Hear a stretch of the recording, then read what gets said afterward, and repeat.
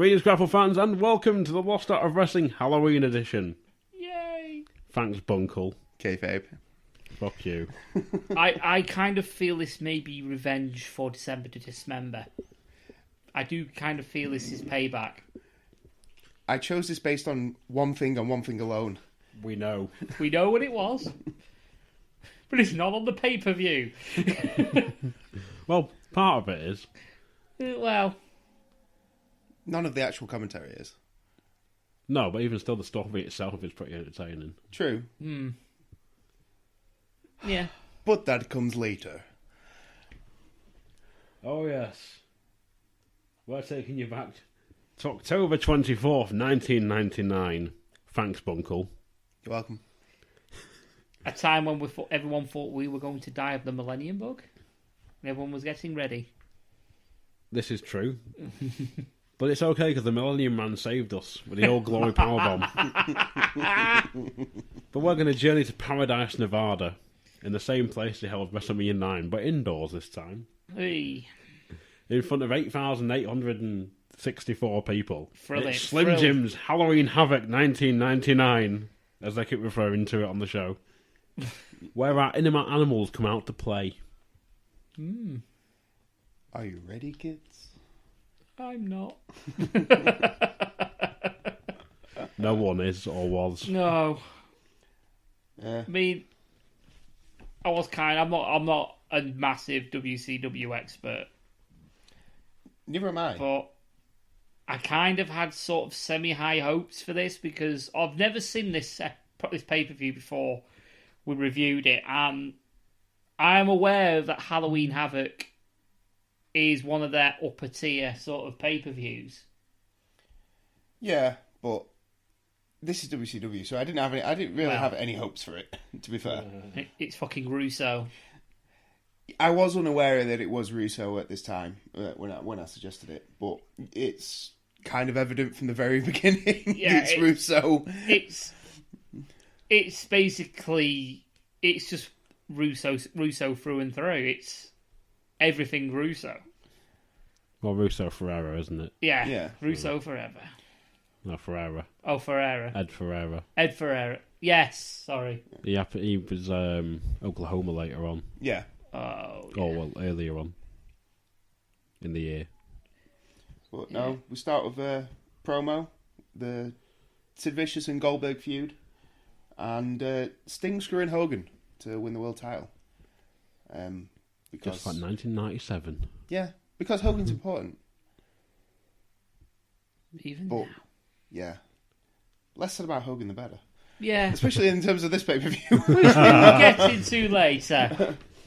Yeah, But yeah. Shivani and Heenan on commentary. I will admit they were a good team. It weren't I bad. think Heenan's good. Heenan's great. I think Heenan is lost and doesn't know why he's there. He never knows why he's there.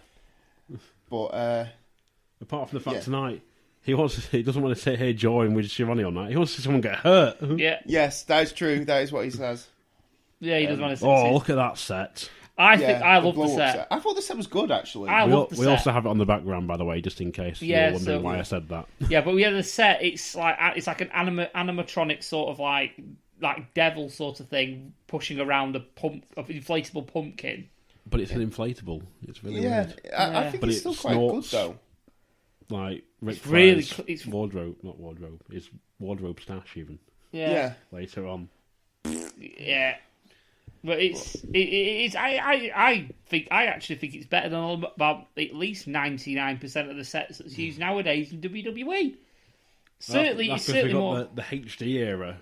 Yeah. But Well, it's just more imaginative, isn't it? It gives it sort of a unique feel, which is great. It's what you want for your pay-per-views. it's what you want your for what is a gimmick pay-per-view. It's Yeah. Halloween Havoc, for Christ's sake. And just to note here at the start, Shivani announces that Rey and Konnan have been stripped to the titles due to Konnan's injury. Rey So there's going Mysterio's to be injury. a three-way tag tonight. Well, either or. Well, it's quite important because they have a three-way tag match with Konnan in it. Fair point. Which, why they didn't just have... Why the filthy animals only don't watched defend the titles under Freebird rules, I do not know. But there we go. I only finished watching this morning. I did at 1:30. See, I've unfortunately watched this twice, and I'll give my thoughts about that at the end, because I think they announced there were 5 title matches. which there was. Yeah. There was. 6 technically. 6 technically. Yeah. There is. But I know we open with a Cruiserweight title match with Disco Inferno, the champ. Against Lash LeRoux. Against Lash LeRoux, who my wife described as a turd. When he came to the ring. Also, what can I add as well? I mean, nowadays, you've got the ring in WWE and what have you, and you've got all this technology around the ring. You've got all these LED boards, with the names, intros, the name of the pay-per-view, you name it. What I really like, and it's a small little touch, is the name of the pay-per-view on the fucking canvas. Yeah. Oh, yeah. I like that logo because it makes it seem like a bigger deal. I don't know what it is. There was talk of the E doing it at one point, and they basically just went, "Yeah, it's too expensive." So let's invest in some light boards and. Yeah. Yeah, but again, I suppose at least the boards they can change them as and when they want. Yeah. Whereas the ring apron, you're going to use it once and then try and auction it off, maybe. Yeah, but what you got to think of as well is you're talking about, look, for example, we've got it on the background. They've got the name of the company on the canvas. Yeah. And what have you. But sponsorship on the canvas as well. Sponsorship on the canvas as well. But you're talking about, obviously, to be changing the aprons and stuff like that anyway. So why wouldn't you say, for example, they've got the light boards in place now in WWE. Why wouldn't you put the logo on the actual canvas if you're going to change the skirts anyway? You're saving money by putting the light boards there anyway, because you pay for light boards once, and that's it. You don't have to replace them. I suppose you'd have to. But I like how it looks a bigger deal. It does. I agree with you on that. Unlike Disco Inferno and Lash LeRoux, who look like jobbers. Yeah, they do look like somebody you would see on the Disco Inferno, the champion out first, somehow a cruiserweight. Yeah. When he's on more gear than Bunkle. I'm not on any gear, I'll have you know. Bullshit, sir. You got him bigger. Yeah. That gear may be donuts. Dad Bob Bunkle. Yeah. I've been working on this. He's been learning off the Santa for fucking 12 months. He's been learning off the master here. But yeah, Lash LeRoux has the stereotypical late 90s mushroom sort of like curtained hairdo that was popular. With his sideburns. With his sideburns. Into the L's. Yes. Get it? Yes, Lash LeRoux. What's really annoying is his gimmick is, I'm from Louisiana. Congratulations. The Raging Cajun. Yeah. Congrats, bro. What I've written about this match is I cannot unsee Nick Patrick's pedo tash. It was worse when he had a mullet strange. as well. The crowd doesn't care because they really don't seem to get into this at any point. I thought it was okay, but they get sloppy as they get gassed. Yeah, I mean, they get gassed really quickly. Yeah, but I thought Lash LeRoux was actually quite impressive in parts of this. He did a couple of really decent moves. That's what, that's he was why I still put, pretty green here as well, but couple of nice moves at the start, but they get just because they gas so fast. To me, but there was a good pace at the start. Yeah. I mean, when they got going, but I reckon, like you say, they got gas if they toned it down just a little bit. But they weren't known for that. The cruiserweights. Well, the cruiserweights to me were known as high flying, which this match has basically none of. I don't even know how to describe it in terms of what style they were trying to wrestle, except maybe the WCW style. There's lots of moves, lots of covers, barely any rest holds, which was good. With a lot of power moves for a cruiserweight match. Yeah, I said that. I mean, like scoop slams and. But yeah, just slam. When you associate cruiserweights with like head scissors and. Yeah, there was none of that. Like that. There weren't much of that shit. But are we talking the finish? Well, I was going to say I noted a lot of there's a lot of heavyweight style offense from Lash LeRoux. Yeah, but you can't seem to get Disco down and keep him down. No, well, that seems to be a thing with this pay-per-view. There's a lot of no selling. It's like big move, he's straight back up. Another big move, straight back up. But then you've got Heenan as well in this match. for seems to be like helping Lash, going, he's going to do anything to get the win. He's going to poke an eye, pull the tights, grab him by the hair. Yeah. Following up with, for some reason, Schiavone keeps mentioning the powers that be in a 30-day title clause, title defense clause or something. He keeps mentioning. I'll be fair. This whole pay-per-view, I struggled to pay attention to commentary. For some reason, it seemed like it was really hard for me to focus on. It was a bit everywhere, but I had to just sort of listen for the odd like Heenan one-liner. There was a few of those. Oh yeah, Heenan comes out with some good, well, as you say, one-liners, but I don't know. I can't deal with Tony Schiavone. I don't know why. I just couldn't focus on his voice. You know, whereas like Michael Cole or somebody like that, even Michael Cole, who I don't like, it stands out to me how bad that he is. But it's because I reckon that's partly because of how long he's been there.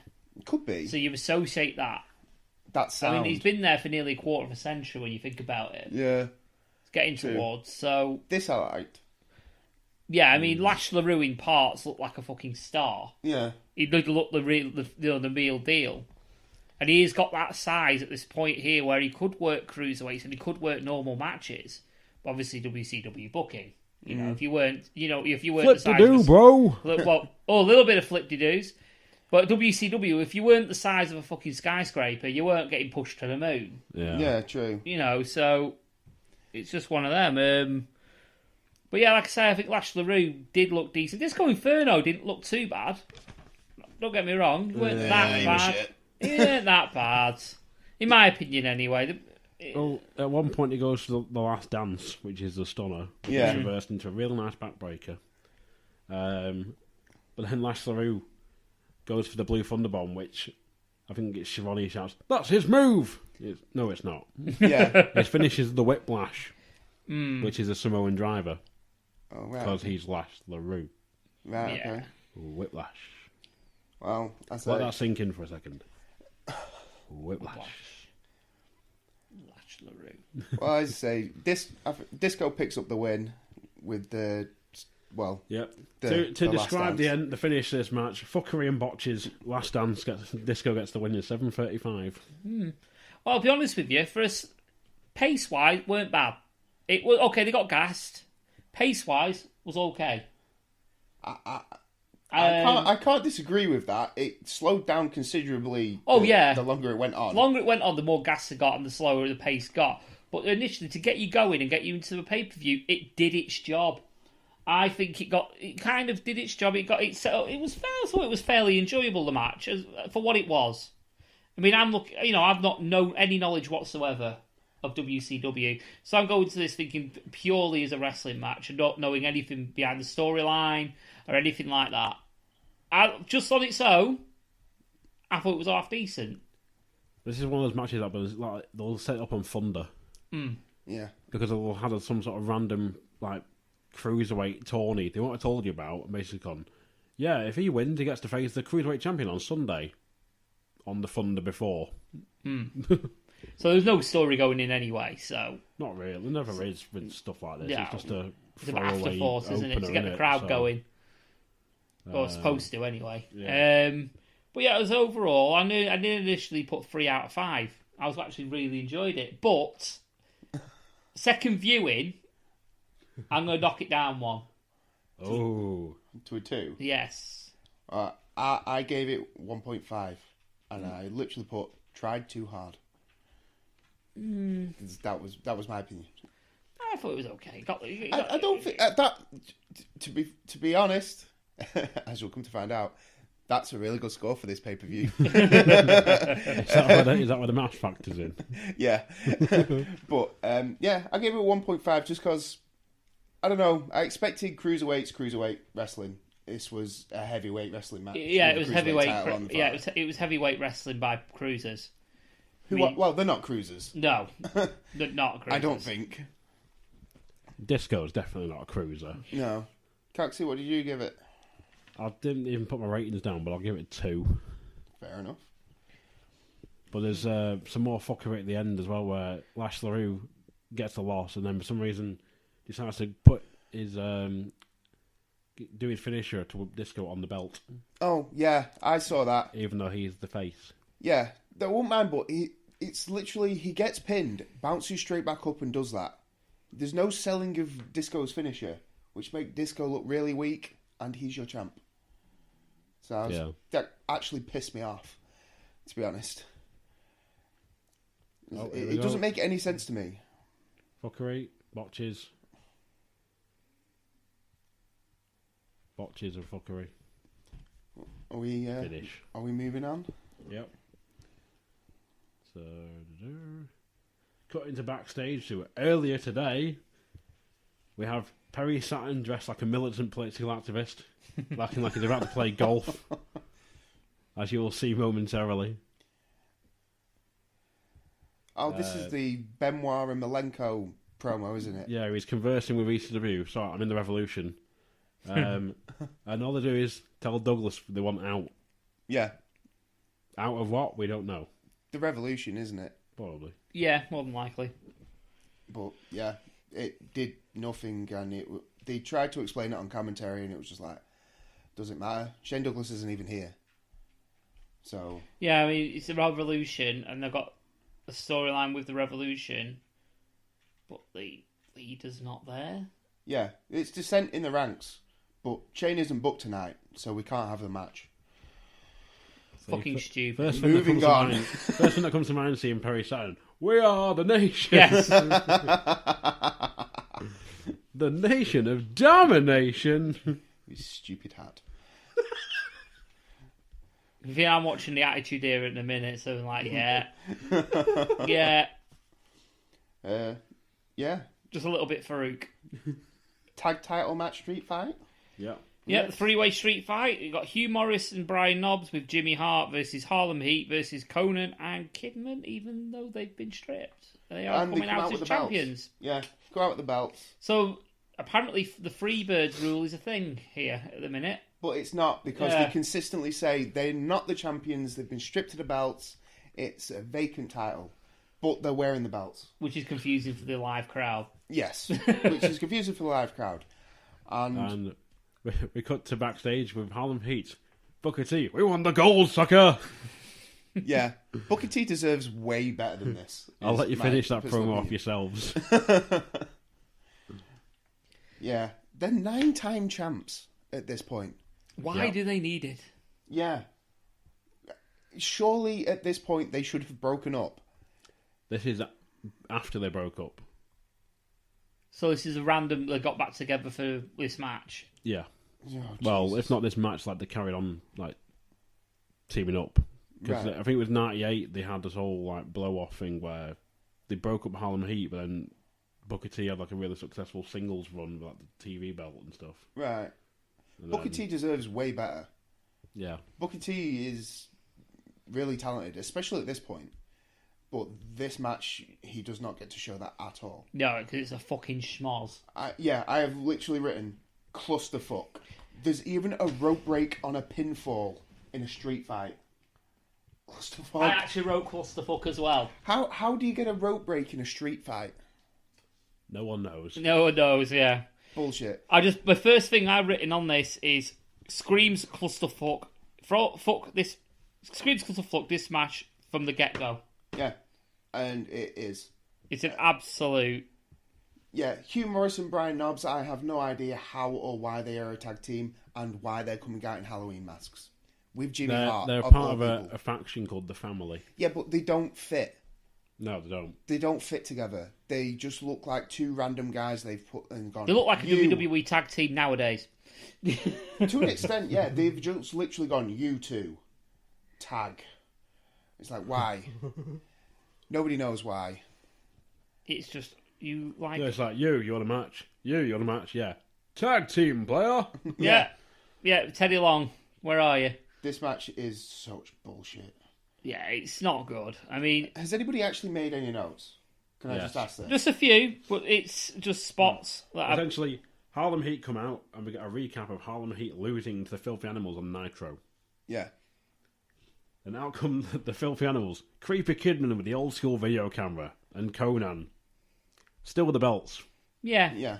Because, like you say, we get an explanation as an audience at home saying that they're not the champs, so, it's it's sort of heelish sort of thing, which they are the heels, aren't they, in this? It's A little bit confused. the animals would be family's the faces. heels. Were they? Yeah.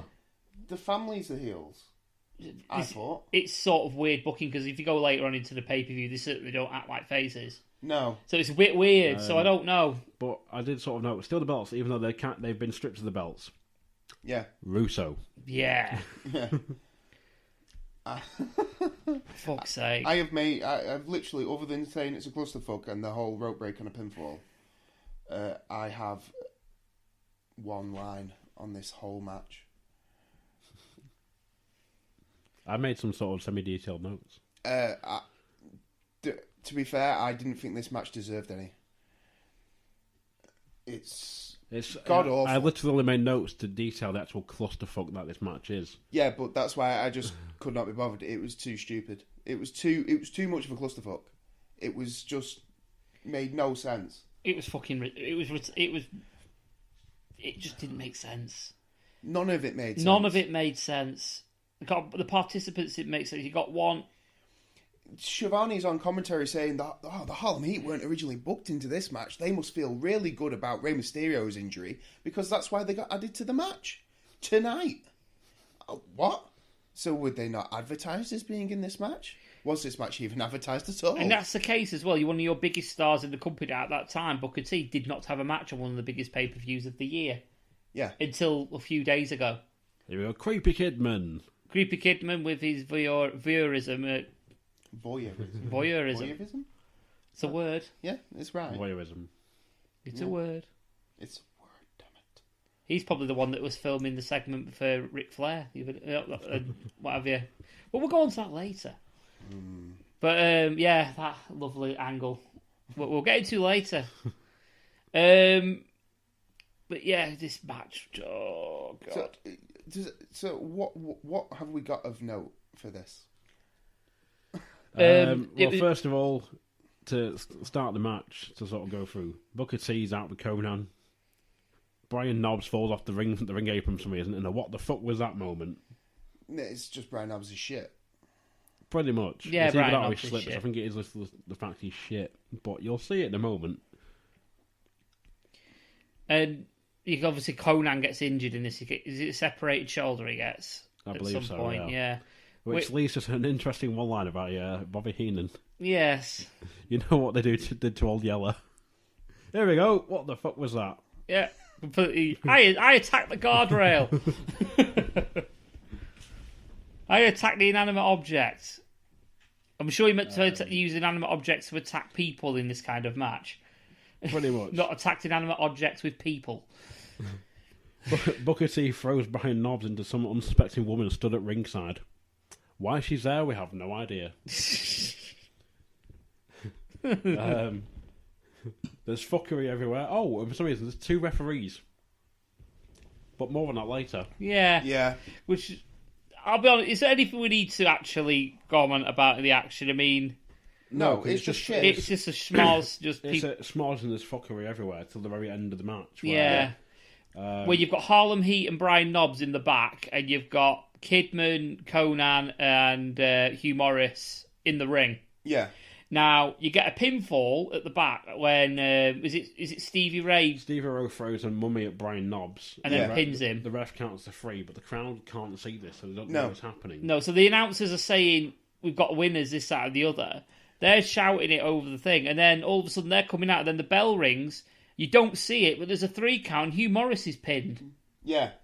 Now, there's like who's the winner, and it's just confusion. It's a clusterfuck because you've had a pinfall in the back the live crowd can't see. The ref in the ring can't see it. The ref in the back can't communicate with the ref in the ring, and they stroll out. Rather than the ref running and saying, oh, it's over. Yeah. So then we get a 3 count in the middle of the ring. The crowd thinks the animals are won. But then they just go, oh, Heat won. And it's like, oh, what? It's a clusterfuck match with a clusterfuck finish. Really? It's fucking awful. Is what it is. It is a disgrace. And then there's no repercussion for it. Like, for example, there's no It won't be so bad if they put a replay on a screen for the crowd. Well, it's have the action on one of the big screens. It's not like they didn't have the big screens next to the fucking massive pumpkin that's there. Well, it's as I noted, Kidman pins Morrus after a shooting star press, which the crowd can see and react to. Fuckery, Russo. Yeah, I mean, Harlem Heat within 5:02, but it feels longer. It does feel longer. Konnan's 5:02, really? Konnan's dislocated his shoulder. Heenan, you know what they do to horses. Ray appears with Tori Wilson. Heenan, Ray's the one on the right. Yeah. Ray, who's supposed to have a leg injury, but is just strolling around like it. Just walking around like fuck all wrong with it. Yeah, exactly. But more about them sorts of reactions later, because I've got a big one. Something that's basing a whole fucking storyline on. Do I score it 1? Yeah, half. Yeah. I have put 0 stars because I actually saw no moves. I can't give a wrestling match anything for no. Because it wasn't a wrestling match. No, it wasn't a wrestling match. No, you got. Oh, is it Booker T actually doing the? No, not Stevie Ray. Oh, Stevie Ray. My bad. Booker T gets the pin. Yeah. After the mummy shot. And yeah, but the thing is, what happens is there's no repercussion from the filthy animals. No. Say, hang on a minute, we won the match. No, they just accept why not, it. Yeah, why not have a bit of a schmoz at the end just to look what the fuck's going on? No, they just leave it and go straight to Ric-Flair with a fucking crowbar. Yeah. Ric-Flair and his David. son. Who is also bleached blonde. Yeah. Literally.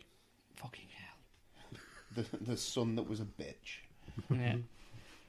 Then we got DDP coming out. DDP with a crappy promo. Is dubbed over music. Yeah. But according to the commentators, this is not on the format. Yeah, this isn't in the script. Russo. This is basically one big promo about masturbation, is what I've got. Yeah. Well, as I noted, Kimberly handles most of the promo talking about Ric Flair spanking her on a recent show. Yep. Yeah. DDP then disses the people of Las Vegas and makes masturbation jokes before it leads to him challenging Flair to a strap match. You want the truth? You can't handle the truth, as he's heard to say at one point. Yeah. Well, he's the face. Well, is he a face? He's supposed to be Flair's working. not. Well, Flair's going into the match as the face, but Flair goes into this match as a face. But DDP's acting the heel. Yeah. DDP's acting the heel for wanting to defend his wife. Yeah. That's not a heelish thing to do.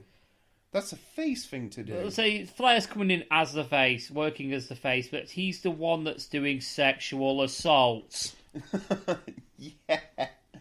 Then we get a quick Eddie promo. A one-liner from Bobby Heenan in regards to Kimberly. She must have more handprints on her than a doorknob. Well, there's also a bit of Goldberg looking for Sid. Oh, yeah, really he just briefly. asks where he is. Yeah. And the security guard goes, he's getting changed in the locker room. Okay. Yeah. Yeah, but you can tell he's sorry. You can tell, going back to the heel sort of thing, you can tell DDP's working his heel because he gets cheap heat. Yeah. Because because DDP, the crowd are chanting to DDP that he sucks, and he just turns around and says, "I don't suck because I don't come from Las Vegas." Yeah. So yeah, okay, but, he's definitely the heel. Just to note as well for that Eddie Guerrero bit, there's Kidman mentions Ray is taking Konnan to the hospital. Eddie stole Ric Flair's Rolex apparently. Yeah. These are important facts. Apparently so. Because Ric Flair can't just have one feud. Ric Flair needs all the feuds. But yes, I also picked up on that. She must have more palms on her doorknob. Yeah. I just put massive innuendo in the promo just to announce a shit strap match. Yeah. As we go to our next match, Eddie Guerrero versus Perry Saturn. I had such high hopes for this. Why? Because it's Perry Saturn versus Eddie Guerrero. Eddie Guerrero is awesome. This is Perry Saturn before all of his problems. This is Perry Saturn during pills. Well, whatever. This is Perry Saturn before he was drunk at every single show and walking around with a mop. Yeah.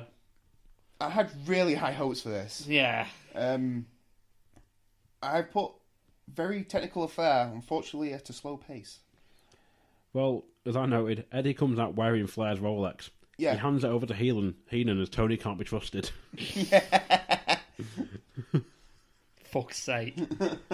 To be fair, this was actually a good match between these two. Oh, it was alright. It was alright. It was slower than I expected it to be. Like, I expected snap, snap, snap, snap. And there was a lot of, like... Though I love technical wrestling and, like, I love submission maneuvers and stuff, they kind of sit in the same one for too long. Yeah. At Well, points. I think that's what made the crowd lose interest with this match, though, because they just went dead. Yeah. Like, Well, at the end of the day, this crowd doesn't know who you are unless you're Hogan or Goldberg. They seem to react to nothing all night except Hogan and Goldberg to me. Yeah. Yeah, I mean, this whole pay-per-view revolved around Goldberg and Flair. Yeah. It was basically it. The whole pay-per-view revolved around them. Yeah, and Flair's in the mid-card for some reason. Like, he seems to be feuding with mid-carders. no idea why. I think that was his place at the time, though, because Yeah, he's done all the Hogan stuff. It's like, what else can I do? Yeah. Well, the thing is, I wouldn't mind if he was feuding with mid-carders and putting them over. But he seems to be feuding with mid-carders and just winning. Just beating fuck out of them. Yeah, beating fuck out of them. Like I said, this match was a technical match. It gets ruined. I'm going to say the pace slows down at the halfway point where Perry Saturn just starts wearing him down with various submission maneuvers. Yeah, it's like Perry Saturn's gassed out. almost. Yeah, And maybe because it's a shit ton of rest holds. Yeah, shit ton. It's like I say, I love technical wrestling. I love technical matches, but there's too much. I've got him in this submission. I'll just sit in it for 30 seconds to a minute. Yeah. And then I'll just move to another one. I'll sit in that for 30 seconds to a minute. It's like, no, snap, snap, snap, rolling out, reversals. That would be... Yeah, it was more... They could do that. Yeah, it was more spotty, this match, than it was a technical sort of, showpiece. They did give this match time, though, 'cause it's one of the longer matches on the card. I did notice that. Well, there was a few good spots in it. I mean, the one I liked was the huge superplex that Eddie Guerrero gave to Saturn. Yeah, yeah. That was amazing. No matter how far he travelled across the ring, he nearly touched the far turnbuckle. Yeah. It was really impressive. I was like, these guys, they're both great, and we know they're great. Yeah. But, this is subpar, in my opinion. For them too. And even so, that was still a passable match. Yeah. If you saw there, oh, look, on Raw, you had something of this calibre, you think, you know what? Raw wasn't bad, was it? Mm. You know what I mean? You'd think it's not a bad Raw. You wouldn't say it's the world's best Raw, but, you'd think, oh, okay, I'll watch it. Yeah. You know what I mean? It's there's nothing wrong with the match in a way. Finish, though. Terrible. Oh, for fuck's sake. So, end of the match. So, Flair comes running out of a crowbar, begins working over Eddie. Out comes Kidman, gets twatted by Flair. Out comes Tori. Gets sexually molested by Flair. Gets sexually assaulted. As I noted, Flair throws away his chewy and dad dances. He dad dances like Uncle Nobbed before forcing himself on Tori. He dad dances, and for some reason, a girl lets... Oh, but he woos after, so it's okay. Oh, right. Yeah. Oh, right. So it must be the woo, the power of the woo. And she's smiling about it for some reason. Well, she likes it! She liked it. Yeah. She wants to ride Space Mountain. Yeah. So he walks off wooing, then runs back to get his watch. Yeah. It's ridiculous, because it's basically... So wait, he's just assaulted two men, then he sexually assaulted their female partner. Who liked it. Who then decided that she liked it, so it's okay, don't worry. He wooed, runs back, collects his watch, goes home. Wait, what? So he just beat somebody up, sexually assaulted their girlfriend, and left. Who's young enough to be his granddaughter. He's a face, folks. He's a face. Oh, look at Flair getting his watch back. That's so good. He's a face. Yeah, this is why they're still in the ring. They're still in the ring, and you'll see him run back in a moment to grab his watch. God. Tori cannot stop smiling while her boyfriend is writhing around in pain since he's just been attacked with a crowbar. Send for the man. Oh dear me. Just what? Just booking. Also, I need to mention Tori dressed like a 90s backup dancer. She can wear whatever she wants, especially at that point in time. Yeah, she's still half decent now. Oh no, I'm not suggesting she's not. She's fucking great shape for 43 or whatever. Something it was. like that. This is it. Yeah. So bear in mind she's 43 now. That shows how young she was then. Yeah. Eddie gets the win by DQ in 11 minutes 12 seconds. I didn't give it a score just because it didn't have an end. To the sheer action in it, I gave it a 2. Yeah, to be fair, I could have if The ending If fucked I- it though. If it Yeah. came if it came to an actual conclusion yeah. and we had a decision and it made sense, yeah. She's weird. She's smiling about it already. Just wrong. But yeah, I didn't. Maybe I this is didn't the count entire- it. Maybe this is the bigger storyline. Flair is a sexual predator. Yeah, He does the same thing to Kimberly later on. yeah, That's yeah. He's a predator. yeah. He is a sexual predator. That. Why did nobody pick up on this? Why did nobody? Oh, play we did. this? We did. Yeah, we did. Now. We did. We discussed this on the way up here. Oh, we got Sid Goldberg beating the shit out of Sid backstage for some reason. Yeah. Yeah. Which made no sense to me and was just annoying. It was. Yeah. All right. So just ruin a match for later on. Sid jumps up looking like Harley Race in a first blood match, Yeah. shouting, "Is that all you got?" Yeah. Is that all you got? Yeah, I'll give you concussion. Yeah, but here's my thing, right? Goldberg's a face, so why is he attacking people in the back? Isn't he a heel? No, he's No, a Sid is the heel in Sid's this. the heel See, in this is how confusing the booking is. you would think Sid is the face, wouldn't you? Everyone's a heel. Everyone's a heel. This is the thing, though. This is the whole. Oh, it's blurring lines. Everyone Nobody's has face. AIDS, Nobody's AIDS, heel. AIDS. Well, that's The it. thing Nobody's is, a heel. nobody's- Nobody's a face. Blurred lines. But here's the thing, Bunkle. It's not blurring lines when you shove everyone to one fucking Well, side. there's only one answer for this. Russo. But it's so true. It's so stupid. Goldberg's attacking people in the back. He's the biggest face you've got, but he's blindsiding heels. Yeah. That doesn't work.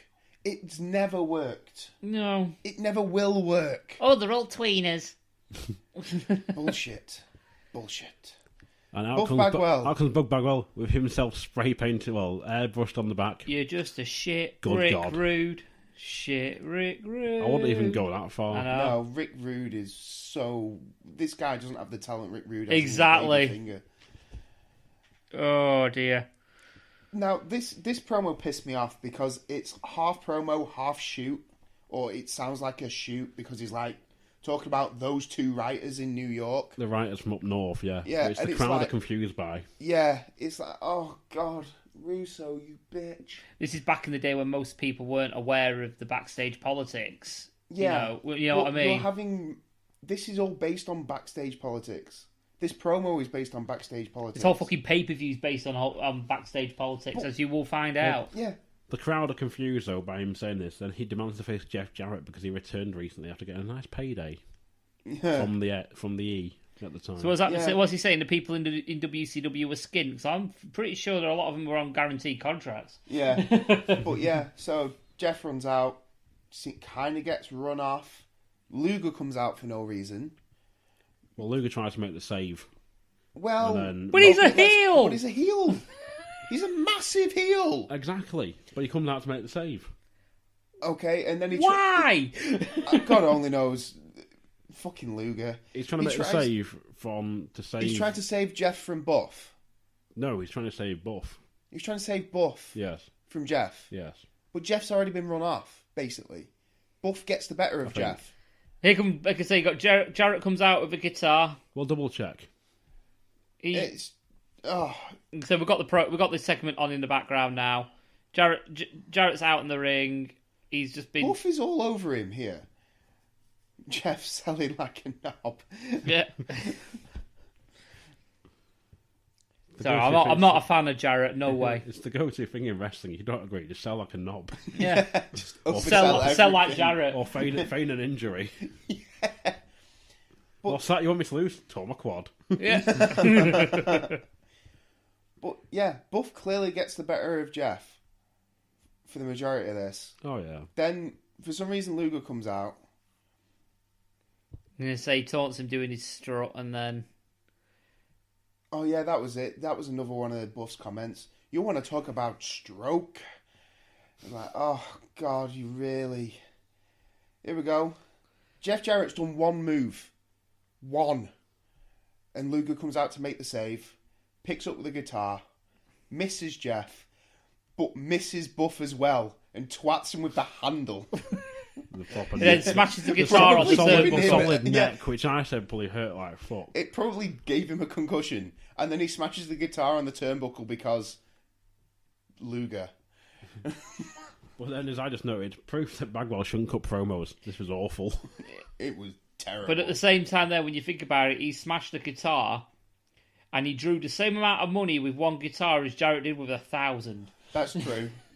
Well, on to the next bit. Yay! More backstage stuff as doctors are checking on Sid.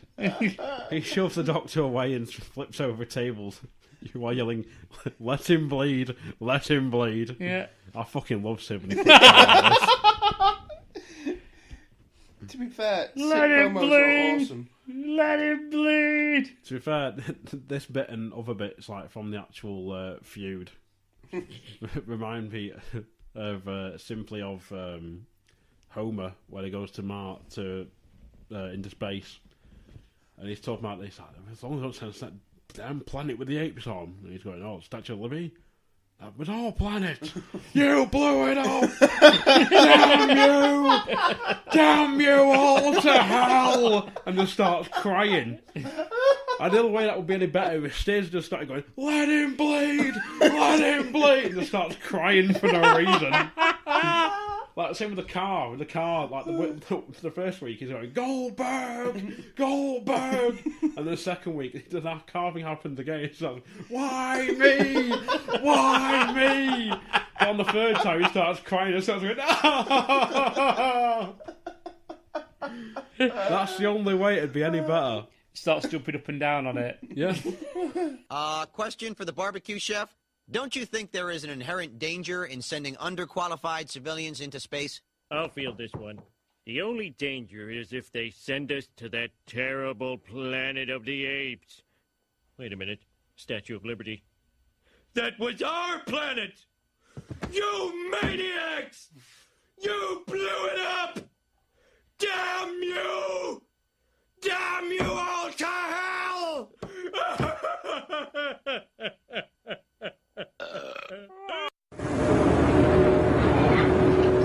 Oh my!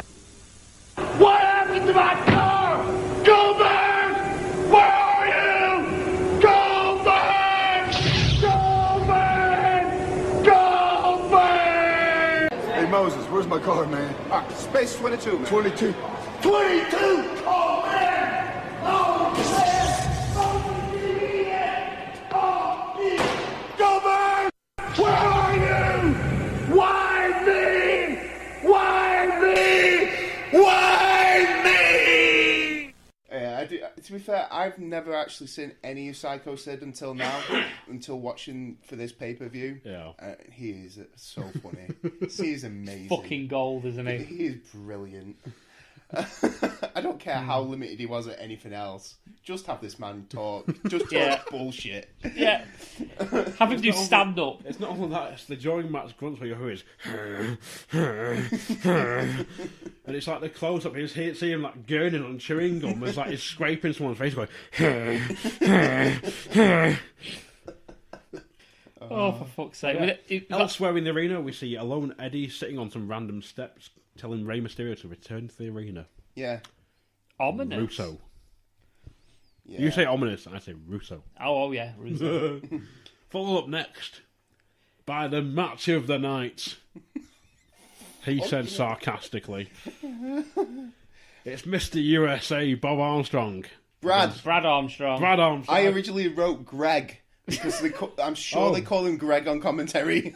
I put Bob because I put Mr. USA Bob Backlund, so I mean Bob Armstrong. But then actually wrote the title as Bob Armstrong versus Berlyn. No, he's called Brad, but I've actually written who because I've never heard of him. Yeah. Versus Berlyn. Berlyn, who's actually fucking talented. Alex Wright, isn't it? Yeah, I just don't understand the whole Berlyn thing. His music doesn't seem to generate any kind of reaction when it should be quite epic. It should be booed, but instead it's a lot of more like the face chanting rather than... It's weird. Well, but you have Brad or whatever, Greg, Greg, Colin. whatever he's called. Colin. Yeah. The generic creator wrestler number 1. Yeah. So Kurt Armstrong comes out to no reaction.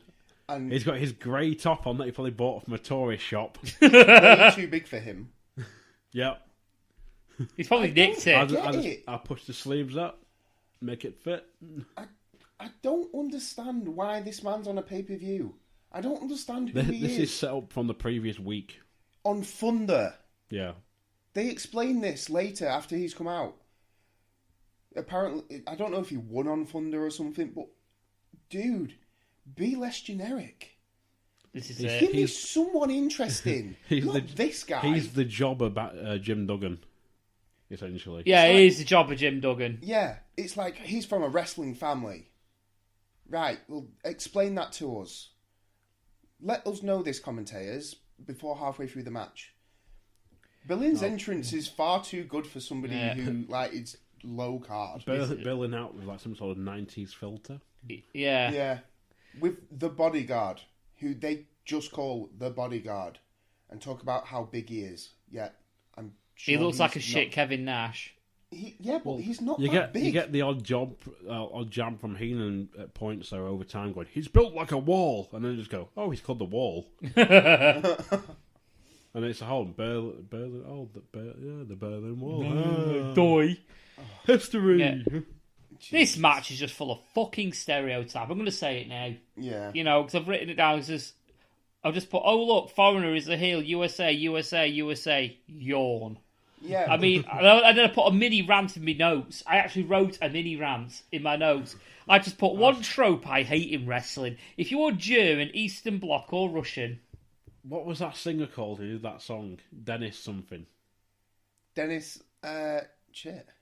Did that... Oh, fuck. He did that American, there's a singer who did a song for like 9/11. Oh, yes. I think I know And which one it is. It's Dennis something, and it does a video, and he looks a bit like Brian May. And he's got like a USA bandana tied to his knee for some reason. And he asked me to download it and burn it to a CD for him once. he's like, it's a genuinely good song. Like, no, it isn't. Like, even if he came out to that after 9/11, they wouldn't cheer him. No, they wouldn't. But this is the problem with this match. We're supposed to care who the American guy is because he's American, but we don't. No. We're supposed to boo Berlyn because he's foreign, but we don't. No. So we end up with a match that nobody cares about, with two guys who, to be fair, were okay. Yeah, it was all right match. It weren't amazing. Nobody cares. But it was, I put, like I say, a little mini rant. I put one trope I hate in wrestling. If you're German, Eastern Bloc, or Russian in wrestling, 9 times out of 10, you are a heel. You're working stereotypical Yank types, getting boring quick unless your name's Rusev.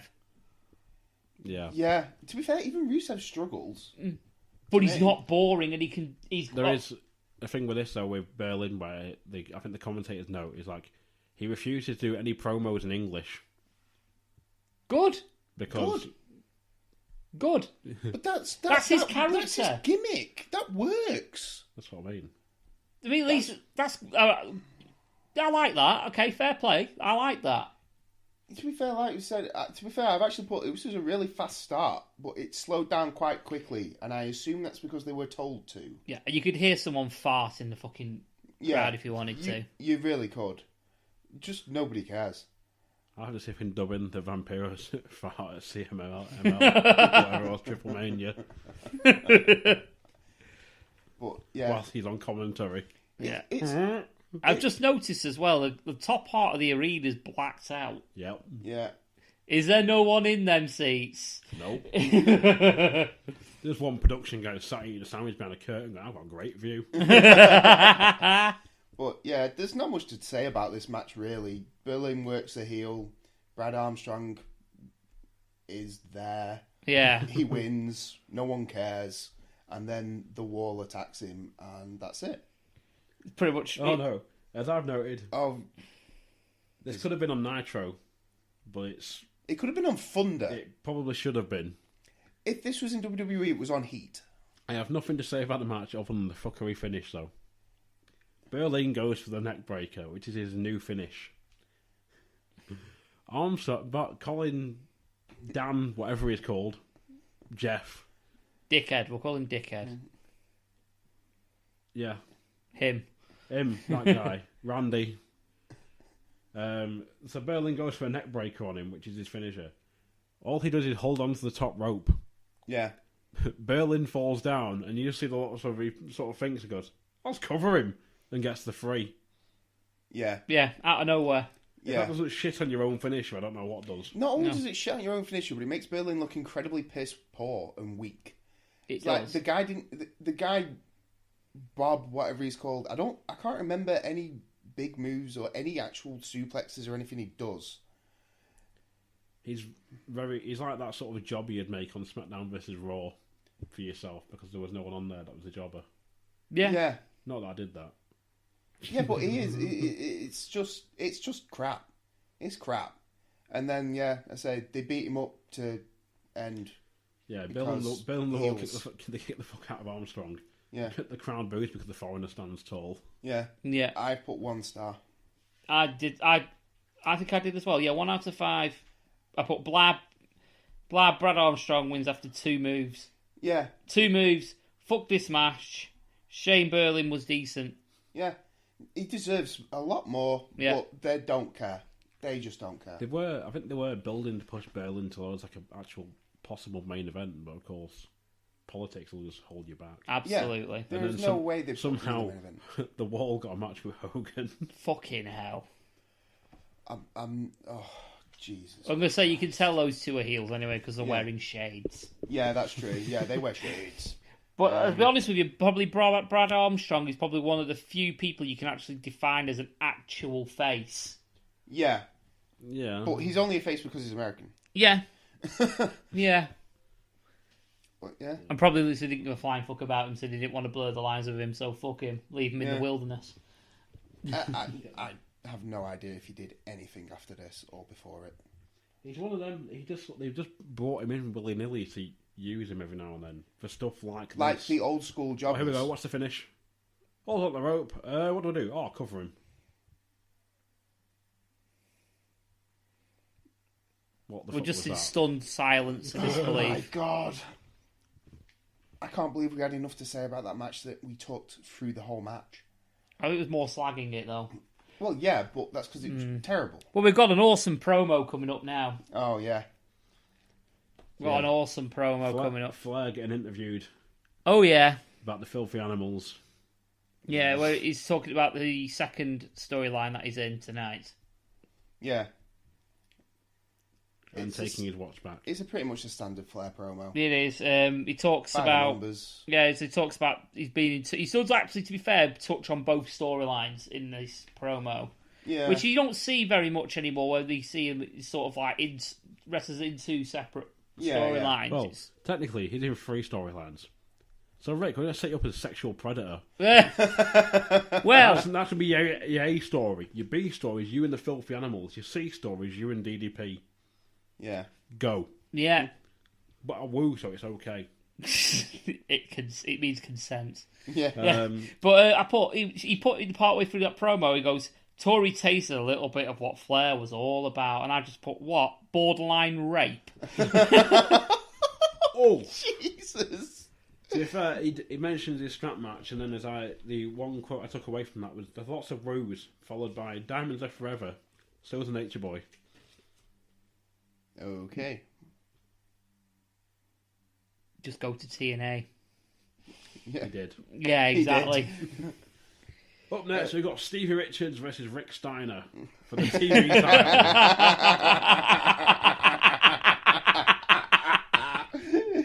Yes. Oh my God.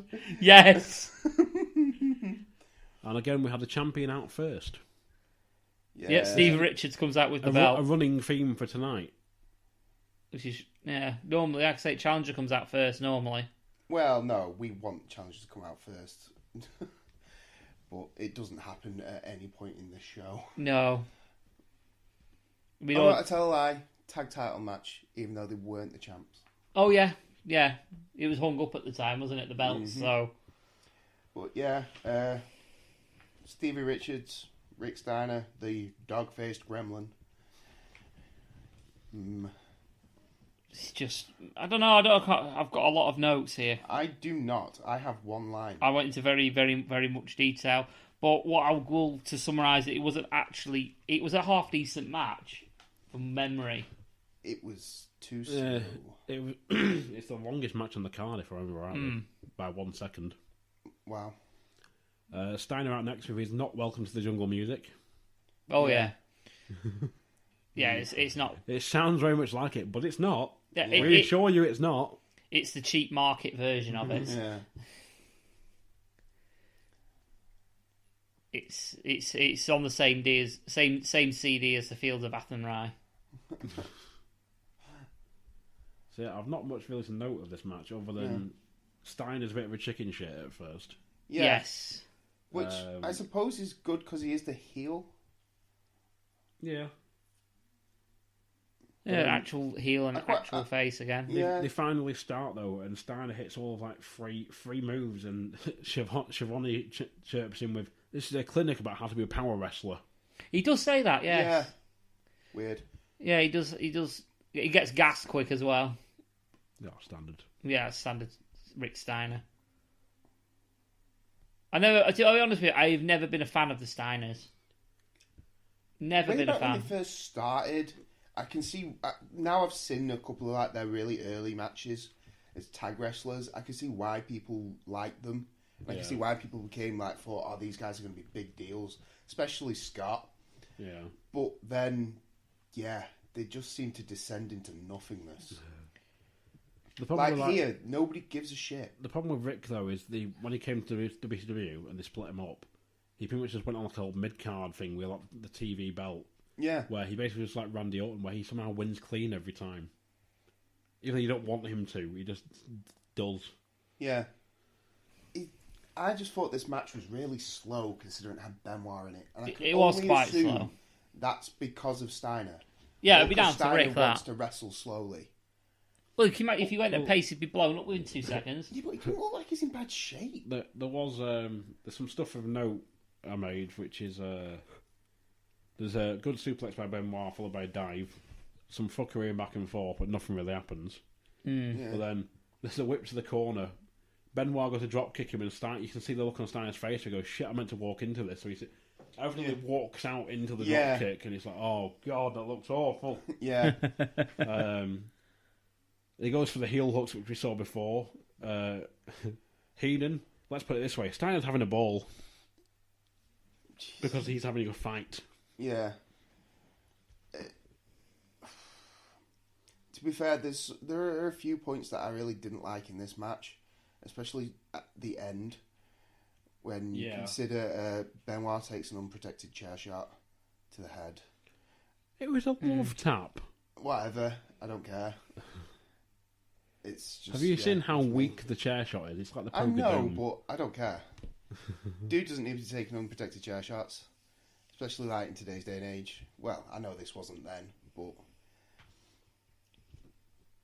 you know, it's Well, I've noted there's some fuckery, some decent action. Ref bump, chair comes in, T-bone reversal by Benoit, which looks really good. Yeah, that was the nice. T-bone was awesome. Yeah.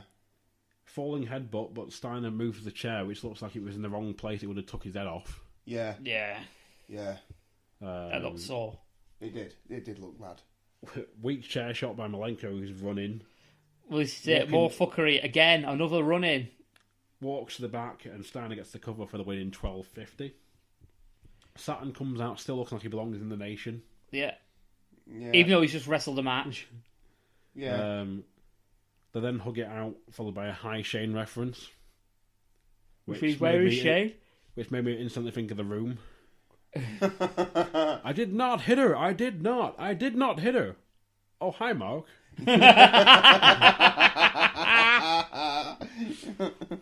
Yes. Yeah. Now, I'm surprised Dean Malenko didn't actually walk into the back and do that. I did not hit him. I did not. Oh, hi, Shane. Oh, dear. Fuck's sake. Yeah. Steiner wins. Yeah, Steiner wins through fuckery. Yeah. More fuckery. To add on the fuckery. Yeah. I gave it 1.5 stars. I was a little more generous. I gave it 2. Yeah, I'll go with 2. Because there were some decent spots in There that. was. I can't deny that. Then you have a really naff average Bret Hart promo. Bret Hart, standard, boring So Bret Hart promo. half-assed. Yeah. Does not want to be there. No, and then you've got your... Lex Luger's entrance, by the way, fantastic. I'm sorry, but I think it's brilliant. Botch. Chris Masters' dad out first. Yeah. Chris Masters' dad, yeah. Watch the pants, they don't want to come off. They know this pay-per-view's I awful. noted there's irony in the fact he's called the Total Package. the greatest physique in wrestling, wrestling in sports entertainment today, even, followed by, I would agree, years of dedication. Yeah. Yeah. But then followed up with a fine wrestler as well. Brilliant. When? When? Ow! Oh, sorry. I just think he's brilliant. Cut back to the previous Nitro. Luger makes a run in to sting Bret. I'm sorry. I love it. I love how much they try and put Luger over throughout his whole career. It's absolutely amazing. It's like they all know. It's like an in-joke. And they just do it. And Luger's like, yeah, I totally buy into it. Yeah, I'm so good, aren't I? Stroking his own ego as well as his own cock. They're all just taking the piss out of him. Even Elizabeth is in on it. But Luger's just like, yeah, I'm so fucking good. Look how muscular I am. Oh, great selling. Sell even louder, Luger. Oh. Yeah. I've written my notes that Lex Luger is a very loud man.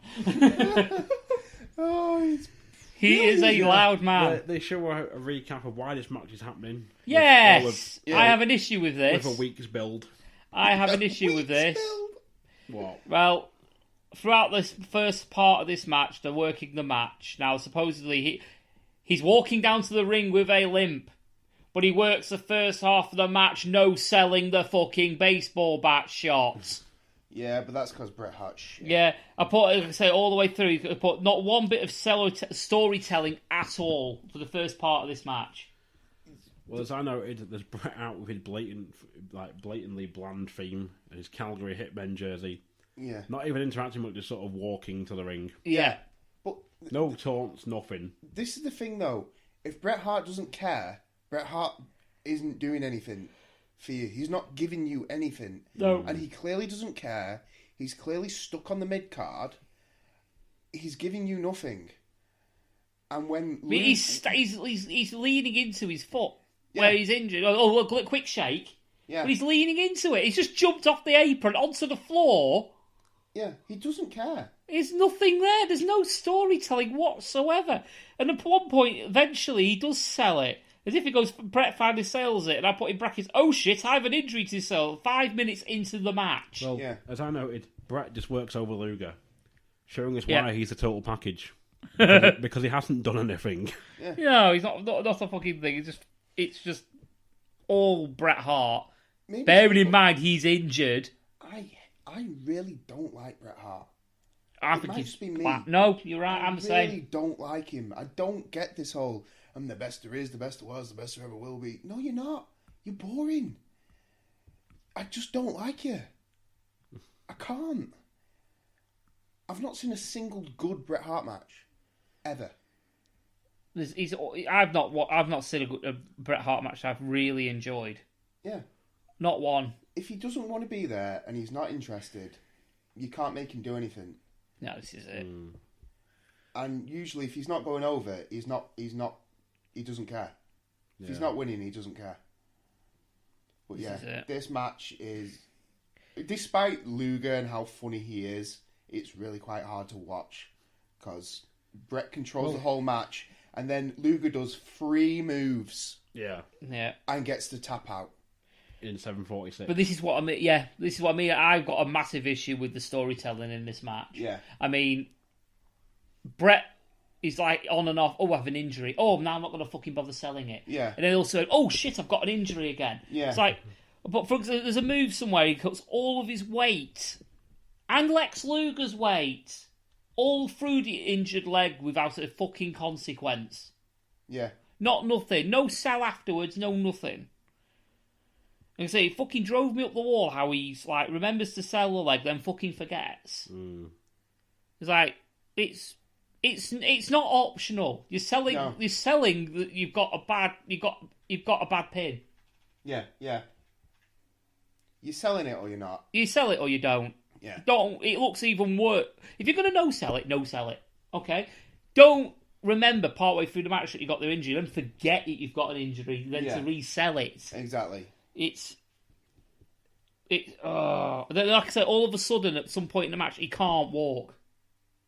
Yeah. It's all or nothing. Yeah. It's Exactly. all or fucking nothing. Goes and gets the taps out on the half boss on the half crab. It's fucking awful.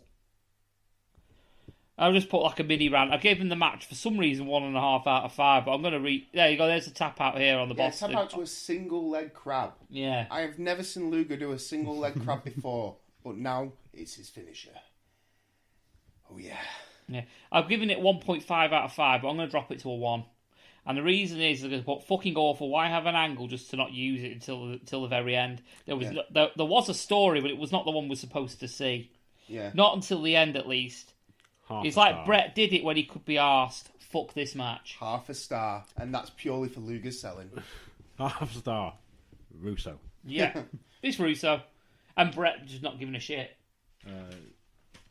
Replay shown again. Then cut into Tenay with Bill Goldberg. You see that pile of blood there, Tenay? I get paid to kick ass. And later I'm going to separate his head from the rest of his body. Jesus. I must have missed that. Oh, Yeah, in the notes, but I remember it. But then we have a Medusa comes out. And cuts a promo on Russo. Is it Oh no. Medusa comes out carrying a bottle of nitro cologne, which Heenan valiantly puts over as it smells like liquid kitty litter. Along with it smells horrible and it smells like a men's room in Newark Airport. So, Medusa comes out looking like Candy Sucks from Grand Theft Auto. Yeah. Yeah, considering she came across here as like a serious wrestler. Yeah, you've just kind of gone, she's got massive boobs. Yeah. So why did we sign you? Boobs. Have you got a women's division? Boobs. So what women's talent have you got? Boobs. Yeah.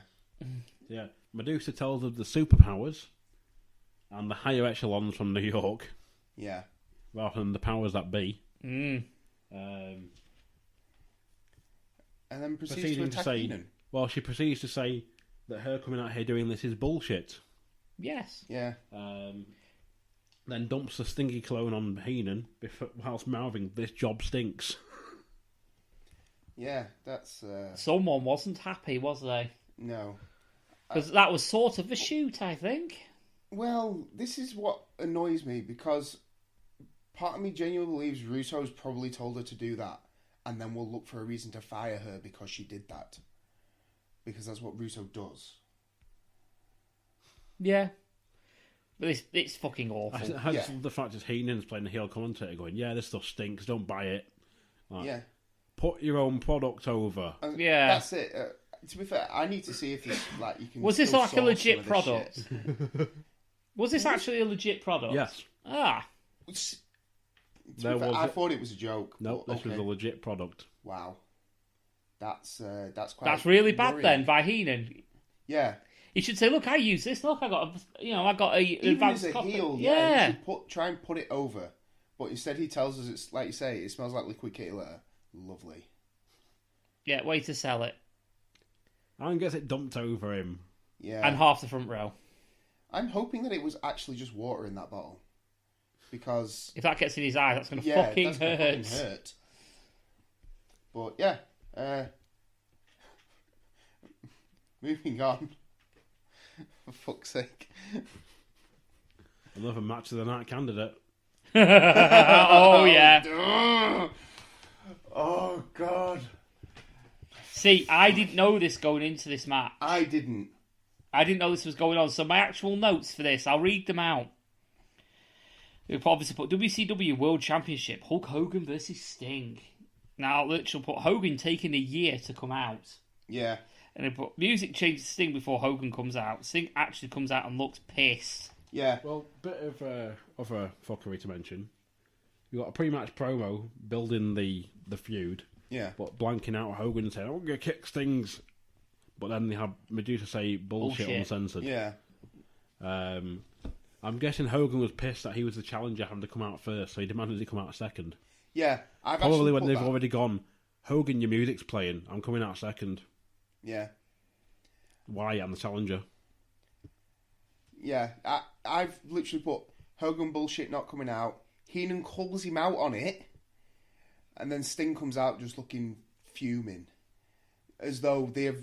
Sting comes out Jeff Hardy fuming. Yeah. Like, just fuck's sake. You know, because I genuinely assumed that Hogan had gone, nah, I'm coming out second. Yeah. And that's what Heenan calls him out on. I'd love to see the bill for the dry ice tonight. Yeah. Because there's a fuck ton of dry ice used. Yeah. Well, it's like... This is one of the biggest reactions of the night is for Hogan's music. Yeah. You know, and... But what's the saddest thing is, you know, shit's going down because Hogan comes out and he's in his street clothes. Yeah. As soon as you saw that, you was like, oh shit. Yeah, as soon as I saw that, I was just like, oh, fuck's sake, no. Yeah. 'Cause I knew exactly what was coming as soon as I saw him in street clothes. I was like, oh dear. He just lies down in the ring. Yeah. No finger poke, no dodgy Finger move. poke. Finger poke. Finger poke. Finger poke.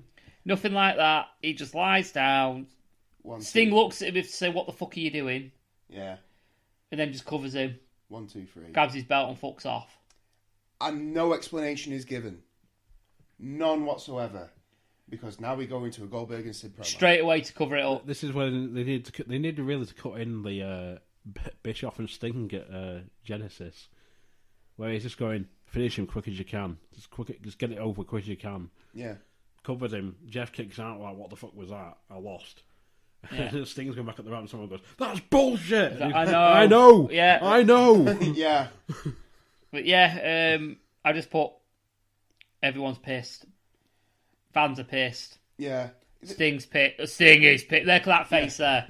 Sting is pissed. One of the few things that I did actually have of note is I don't like the way Sting carries the belt when he's coming out. It's like he doesn't want it. Yeah. I was like, I don't mind if people wear it on the waist or over the shoulder or whatever you want to do with it. But just carrying it. He just kind of like, it's not even like he carries it cool like The Rock carries it. Yeah. Like The Rock trailing it behind him type of thing. Is this looks awesome. Is this he like just kind of has hold of the middle of it, like it's a plate. Yeah. Is this like a general thing that Sting does, or is it just on this pay-per-view? I don't know. I'm hoping it's... Because it could be just been a mood. Yeah, I'm hoping that it is. Because I'm thinking he was supposed to possibly have dropped it. Because you know what I mean, but... Yeah. Well, he's going against Hogan. He knew he was going to drop it because nobody beats Hogan. But yeah, this is just bullshit. Hogan's a cunt. Yeah, Hogan is a cunt. But Do we know the reasoning behind this? I have no idea. Why it happened? I did look into it, and I can't remember why, but I will look at it now. Oh, we've got Sid coming out anyway. Yeah, we got the we have a promo for Goldberg and Sid, and then Sid comes out first, you know, as the champ, which is disappointing, but he's bleeding, which is cool. They let it bleed. Yeah. He does look quite like a badass, to be fair here. And it's like, yeah, you are the face. He clearly is the face in this. But yeah, Goldberg gets his standard 10-minute entrance with the tiny policemen who come out of a side entrance as well. I'll just point out when they came onto the ramp. Yes. So yeah, Sid does look actually the part here. He does. He really does look the part. Yeah. But, yeah, Goldberg, at the end of his entrance, I guess, Hall and Nash attack him for no reason. No reason is given. They tried to find him on Nitro and could not find him. So they found him here because they So knew he was going to be here. Yeah, so they attacked him now. But we don't know why they attacked him, because it's never explained. They just keep beating the fuck. Yeah. Then, Sid takes the opportunity. Goldberg quickly turns the tides, and Sid starts to bleed even more. He made it bleed even more, yeah. Yeah. He let it bleed even more. It's a lot of punch kick. Oh, yeah. I But I think the sense of occasion made it better. Yeah. They did a really good job of building this match up. They did. Even just over the case of this one pay-per-view. Yeah. Because they're building the fact that obviously Goldberg really doesn't like Sid, and Sid really doesn't like Goldberg. So your anticipation of what they're going to do to each other. Yeah, yeah. You know, it's really well built. It is. It's a shame that the way that it plays out. Yeah, to me. Yeah. There was one point that I noted. Goldberg electric chairs Sid for a 2 count. I thought that was really impressive. Yeah, it was. That was really cool. Imagine the height that Sid's come down on as well. So, just to note, someone marks on the forum I found, WrestlingForum.com, they've said, I think it was a storyline. Wasn't that during the start of Hogan's new gimmick of using his real name and street clothes and billed as Terry Bollea? I think there's a whole thing where they were going to write Hogan off as a character. Okay. And have him come back as Terry Bollea. Right. Essentially, like, you're one of the oldies, we're getting rid of you. Right. I think that's sort of leads into where the Millionaires Club. Okay. So it was like a pseudo sort of repackaging. Yeah. I think so, yeah. Oh, okay then. Right. Okay then. If that's the case, then Sting sold that really well. Yeah. I still don't like it. I don't like doing that on a pay-per-view. It's not. No, that's for Thunder or Nitro. That's for Nitro. That's a Nitro thing. Yeah. But yeah, back to the match. Basically, Goldberg's in control. I've put Goldberg in control. Slow pace. Punch kick. And then I've put Goldberg seems to be the heel as Sid is hurt and making the comeback. Because Goldberg controls the whole match. Yeah. Yeah. Sid is the face. I'm sorry, he just is. He is the face. Goldberg he's not overcoming any adversity. He's attacked the man in the back. He's cut him open. He's wailing on him. And then Sid tries to come back from his knees. Goldberg no-sells everything. Just walks through clothesline, punches everything. And then the ref stops it. I did enjoy the camel clutch with Sid just go, ring the bell! Ring the bell! Yeah, well, Ask him! Yeah, that camel clutch leads into the electric chair, which was cool. But, yeah, it made no sense. Ref stops the match as Sid lost too much blood. That's a super face way to go over. Yeah, for me, this entire match, sense. like, Goldberg pretty much plays the heel. He's very heelish in how he acts and stuff. But it's like, I get we're supposed to think he's the face because Nash and Hall attack him on the entrance. But we're not told why they attack him, and he no-sells it immediately. Yeah, it's like it didn't happen. Yeah. It's like it had no bearing on the match. This is standard Goldberg, though, in WCW. Yeah, but why is he a heel? Why does he... what? It makes no sense. He's supposed to be your biggest face. He wrestles the match in control the whole time, like a heel would be. No-sells the face's moves when he's trying to make a comeback, and then wins on the most bullshit of reasons. Yeah. Psycho Sid lost too much blood. So he's really hardcore because he kept trying to come back and fight. He's a super face. But I'm going to say now, slightly to contrary to that, I think there was a good story told. Because Goldberg, throughout the match, throughout the whole match, Goldberg's targeting the head. Yeah, and things like that. Sid's selling it like a fucking champ. Yeah. Even like pretending to go woozy and everything. It looked really good. I mean, at the end of the match when he's walking away and he's dropping to his knees and trying to struggle to get back to the back. And then you've got the commentary explaining what could happen if he does lose too much blood. Yeah. You know, I thought it was really well done the way the story was told. It is a bit one-sided, the match, don't get me wrong, and I felt like the match felt like it had that big fight feel to it.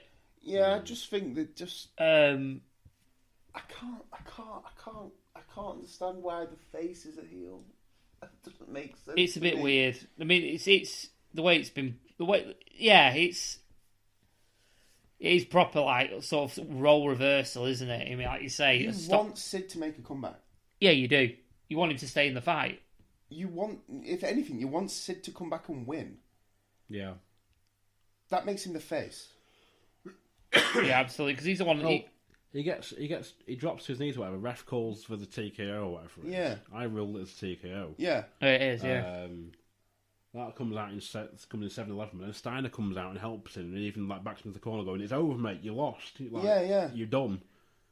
Steiner was a heel before as well. Exactly. I was saying that he's a heel there. So, but they're acting his face. But and as I noted, the match played off the two his opposites. Goldberg was heelish, and Sid was almost a face by actually walking out under his own power. Yeah. Yeah.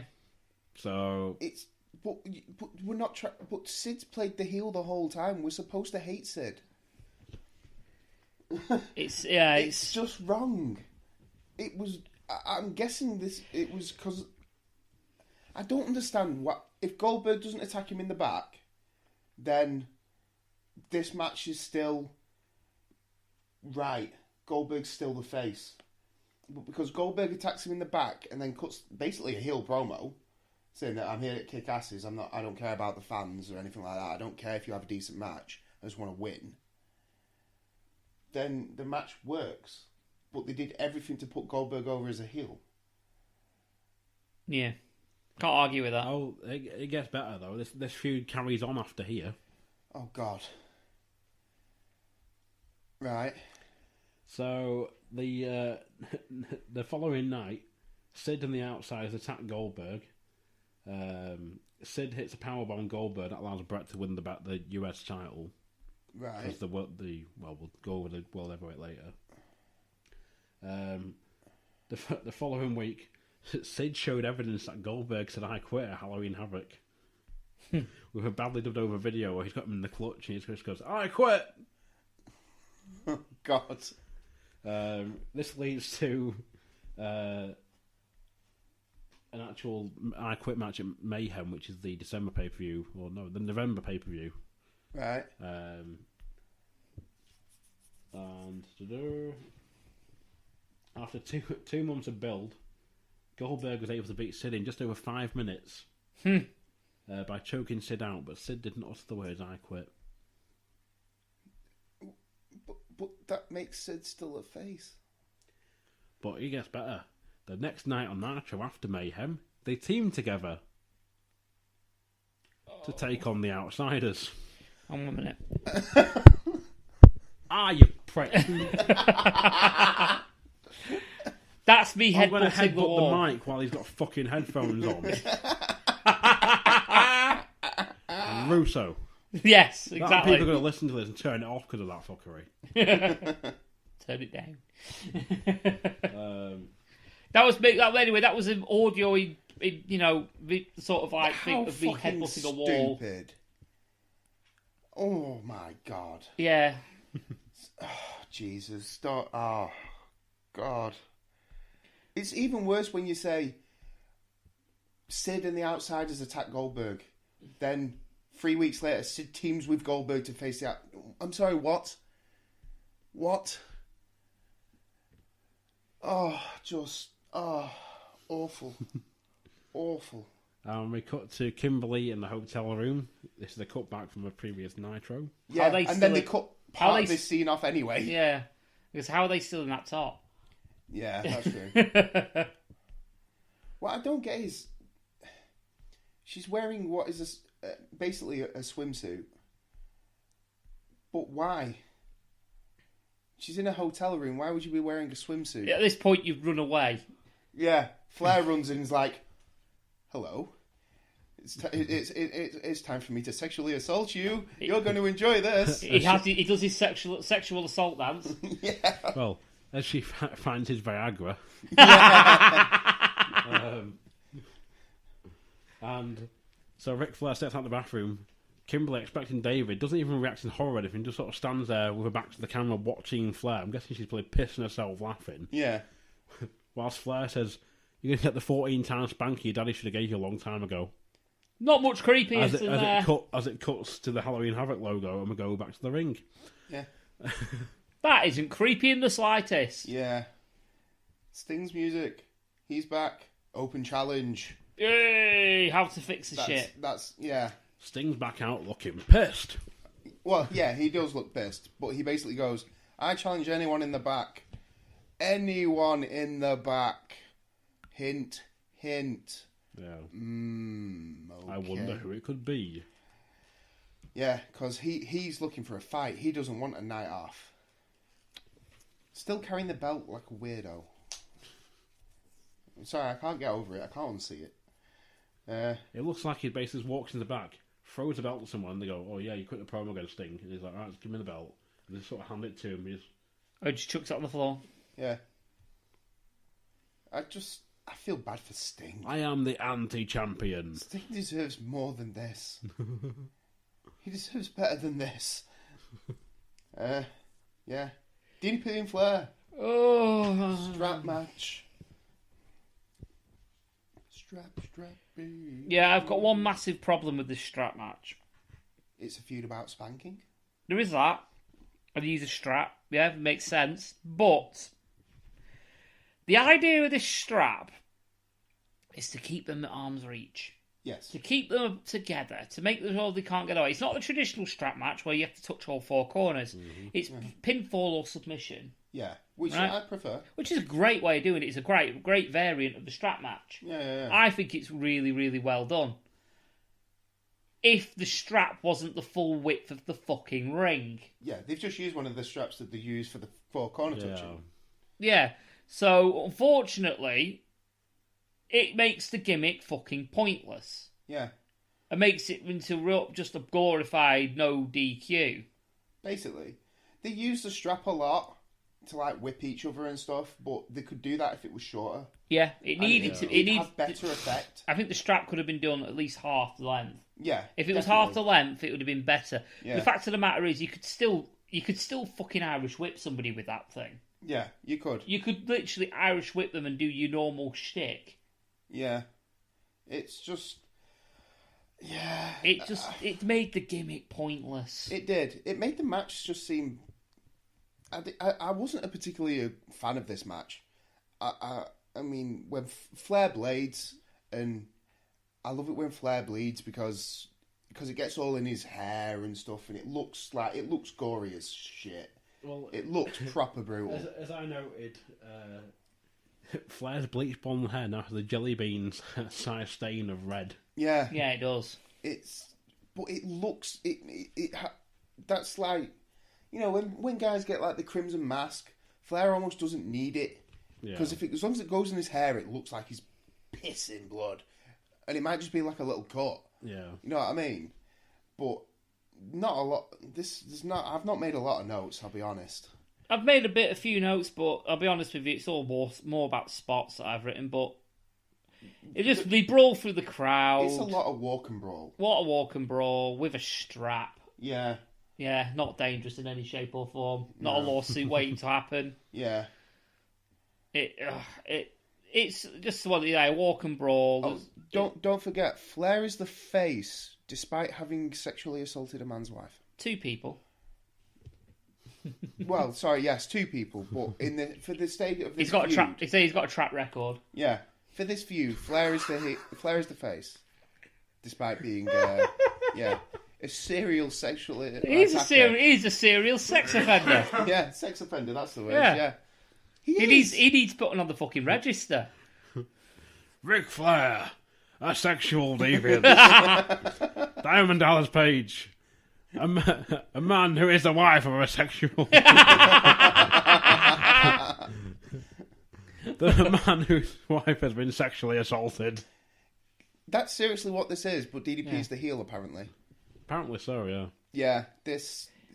Ric Flair is a face the same way Bing Crosby is a fucking face. Yeah. It's just bad. It's bad booking. It makes no sense. It's wrong. It is wrong. But why? Why is somebody said, Flair, you're the face in this? They must have been told that. Yeah. Flair, wrestle like a face. Yeah. Flair, you're the face. Go spank a bitch. Yeah. You know. It's okay because it's Flair and he woos. That's literally what it is. You do that to me again, I'll make a woman out of you. Woo! It's okay, he wooed. You got iced. Oh, he's going it again. He's after her again. Yeah, here we go. Sexual assault, second time tonight. Bear in mind, this is on camera, folks. This will stand up in court. Did you catch it on CCTV? Somebody please press charges. But you think DDP would react a bit more there rather than just like smacking him once and then taunting into the crowd? Yeah, well, that pisses me off again. DDP does a lot of taunting in this match, like, while Flair's down. And it's just little bits, but you wouldn't be doing that. This is supposed to be a fight. You're supposed to be defending your wife's honour here. Well, there's that. It's more. He's assaulted your wife. It's more catered though as well. Like, didn't I insult you all 20 minutes ago? Yeah. It's just terrible. It's terrible. He's just watched Ric Flair assault his wife less than a minute beforehand, and he stands there and taunts. Yeah. You wouldn't be doing that. You'd be all over that guy. You'd be beating the You'd be crap picking out the of him. chairs up and smashing them over his fucking face. Yeah. But this is what You'd I be mean. low blowing the shit out of him. Yeah. You won't need this anymore. Bang, bang, bang, bang, bang. Yeah, and it's no DQ. Yeah, So exactly. It's not like he's doing it because winning the match will be more of a moral victory. You know, it's bullshit. Yeah, it's more It's about bad booking. it's more about it's less about the 3 count, more about the payback, isn't it? Yeah. At the end of the day, it's what it should be in the storyline. Yeah, It shouldn't matter if it gets DQ'd, even if it is no DQ. You know what I mean? yeah. It should be just about the amount of punishment he can put on Ric Flair. Mm-hmm.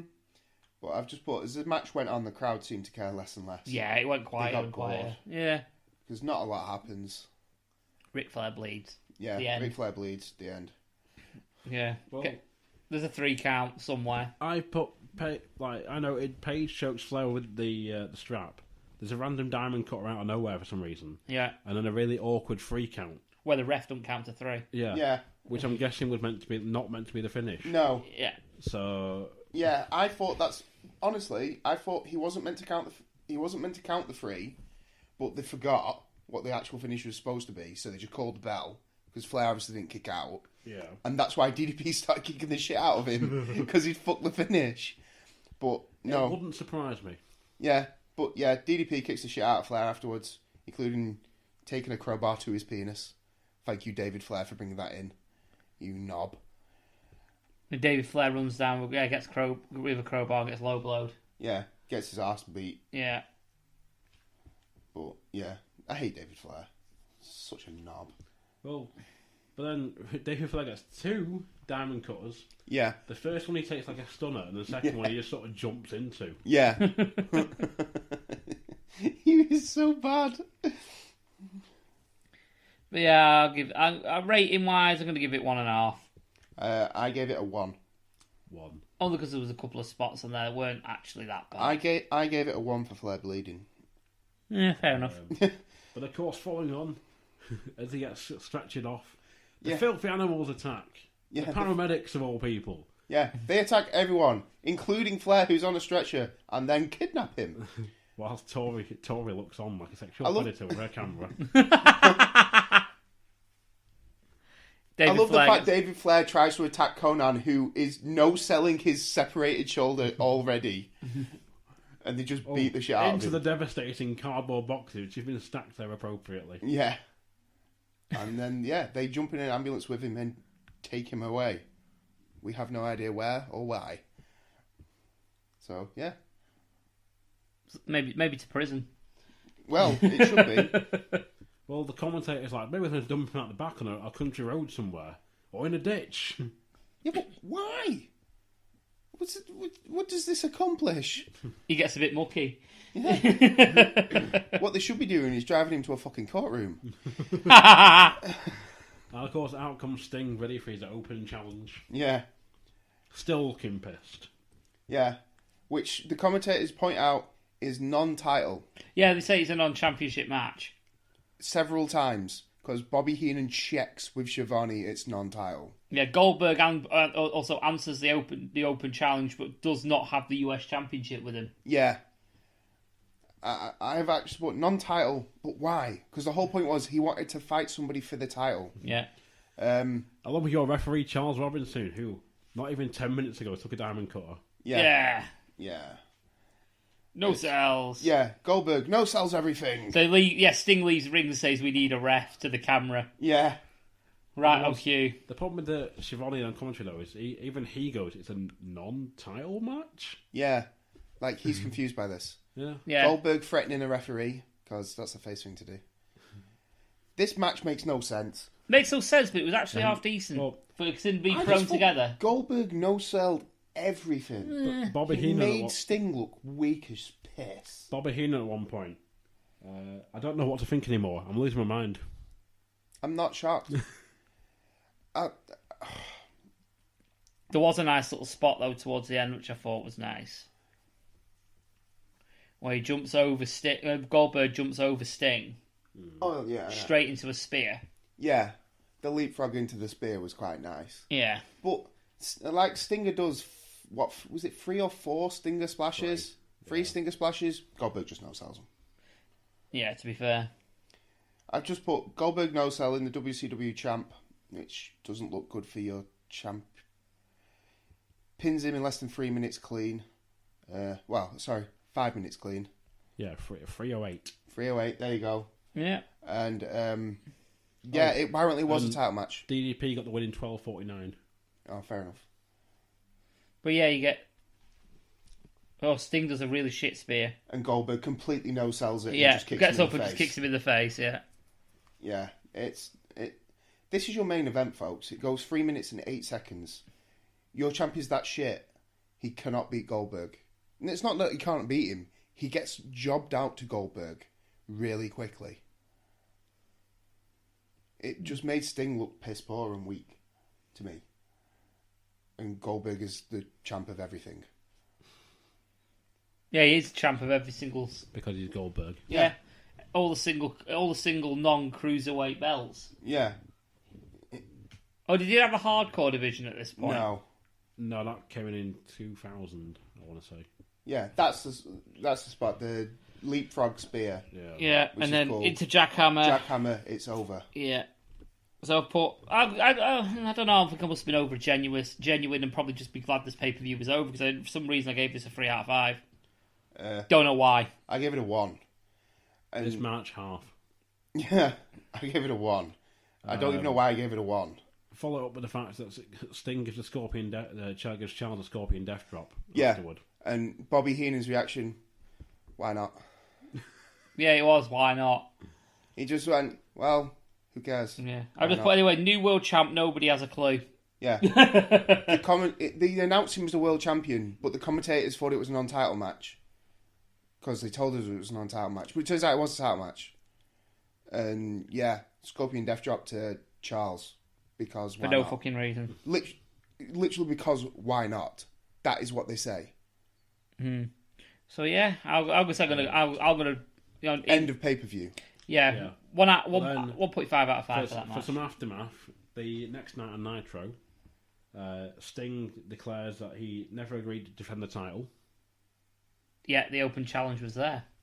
Okay. So he calls out J.J. Dillon to the ring to explain what happened. Dillon pronounced the title had been vacated due to Sting attacking the ref. What? That was after the match. This was on Nitro afterwards. Yeah, but he said they vacated the belt because Sting he attacked the ref. But the match had already happened when he attacked the ref. Jesus for fuck's Christ. sake. So, because of his attack on Charles Robinson during the unsanctioned match, they stripped him of the belt, apparently. Oh my fucking Jesus. Well, they declared it vacant and then had... But they announced Goldberg as the world champion before he attacked the ref! Yes, I know. Yeah. And they had a month-long tournament concluding at Mayhem. So basically, essentially, they stripped Goldberg of the World Heavyweight Championship. Yeah. Essentially, yeah. Fuck this company! But that's because seriously, because Sting, who then said, I want a match tonight, Everyone's gone, well, the belt's on the line. Oh, fuck off, Russo. What? That made no sense. Look, Oh my god. it's been about 3 minutes since the end of the match, and all of a sudden now he attacks the ref. Yeah. But that was before the announced. This was before the end of the match. Clearly. The 3 count's been been and gone. Oh my god. Close pay-per-view. That's it. That's the end of your pay-per-view. Yep. Oh wow. I know people like to say fuck this company a lot, and I know that it's overdone and whatnot, but seriously, fuck that. Oh.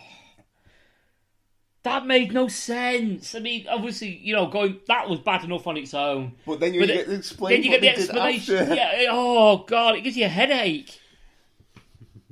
Jesus Christ. And the best thing about it as well, Nitro would have been the night after. It's not like anyone would have forgotten. Jesus Christ. That must have been what gave me a headache today then. I'm not shocked. Well, I was walking through town, I was like, I'll go and buy some tape and some bits so I can actually tape my colour code, my mic leads and that. Yeah. And I had such a bad migraine, I just completely forgot about it and ended up going home. There you go, you can blame Vince Russo. Yeah, blame Russo, because this is bullshit. Yeah, it was a load of shite. Well, I have a total score for my pay-per-view. For the pay-per-view. Well, before you put that, I'm going to revise my score for that last match, because now what I know what's happened, I put in a fucking -5. Because it's a pointless fucking match. It is so stupid. It's pointless. It was obviously to try and send the fans home happy who were in the arena, but then you've just gone, no, it was unsanctioned. There was no title on the line. Well, why wouldn't you say, for example, put an extra tag match on, or yeah, why wouldn't you do like, I don't know. There was bullshit for the tag belts, wasn't there? So you could concluded that at the end of the pay-per-view. Just do a dark match with the Outsiders versus Goldberg and Sting, and have Goldberg and Sting go over. Yeah, something like that. It doesn't even have to be. You didn't even have to do 3 minutes. Yeah. They've got to see these 4 guys. Goldberg goes over. Spear jackhammer done. This is it, and they must have planned that to happen. Yeah. So what they could have done, they didn't even have to have Sting come out and do an open challenge. You could have Hogan come out. He wins the match. He's pissed off. Attacks the ref there and then. Yeah. Job done. Yeah. Yeah. And then you don't see Sting for the rest of the fucking pay-per-view, and you have something else in that place. Just. God. In fact, what I would have done is switched places, have have ric-flair and DDP in the place of Luger and Goldberg, and have Goldberg and Luger go on last. Oh, Goldberg and Vicious. Sorry, not Luger. Yeah, Vicious. Yeah, you could have done. That would have made more sense. But it would have done. Fuck this. That did not make sense. Bullshit. What a load of shit. So, overall, go on, you were going to give your overall, weren't you? So, what I did was, I counted up all the matches for the possible stars that they could have had, versus the stars that they had, to come up with an average for my out of 5, and it got a 1.4. I would actually say that's quite accurate. Yeah. I think 1.4, I was like, wow, that is like so close to what I was thinking. Right, well, I've had chance to watch it twice. Yeah. And now I've kind of watched it a third time and discussed it. Now, originally, when I wrote these notes, it was on my initial viewing. Yeah. And I don't know what the fuck I was smoking at the time. But for some reason, I gave it an overall score of 2.5 out of 5. Wow. Now, I'm going to revise that because I'm certainly not scoring this a 2.5 out of 5. No way. not in a sane state of mind. No. It is getting a 1 for me. Yeah. Because that last match, now you know what's gone on. Now, I'm taking myself back to 1999 here. I've just paid God knows amount of money to watch this pay-per-view to see Sting, Goldberg become World Heavyweight Champion and US Champion, to turn into Nitro the next night to realise I've wasted my pay-per-view money because they've just fucking gone, that pay-per-view you spent your money on. Fuck that, it didn't matter. Yeah. Fuck this pay-per-view and fuck that company. Yeah. It was. Not as no, I'm not. No, I could. Can you imagine being like, say, that person that paid that money for that pay per view? Then you turn into Nitro the next night, and you realise you've wasted your money. Yeah. Cox, any views? It just wasn't very good, was it? No. No.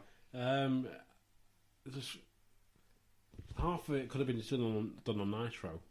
Yeah. Like I'd say about 90% of it. Berlyn, Armstrong, Yes. Disco LeRoux. Yes. Yeah.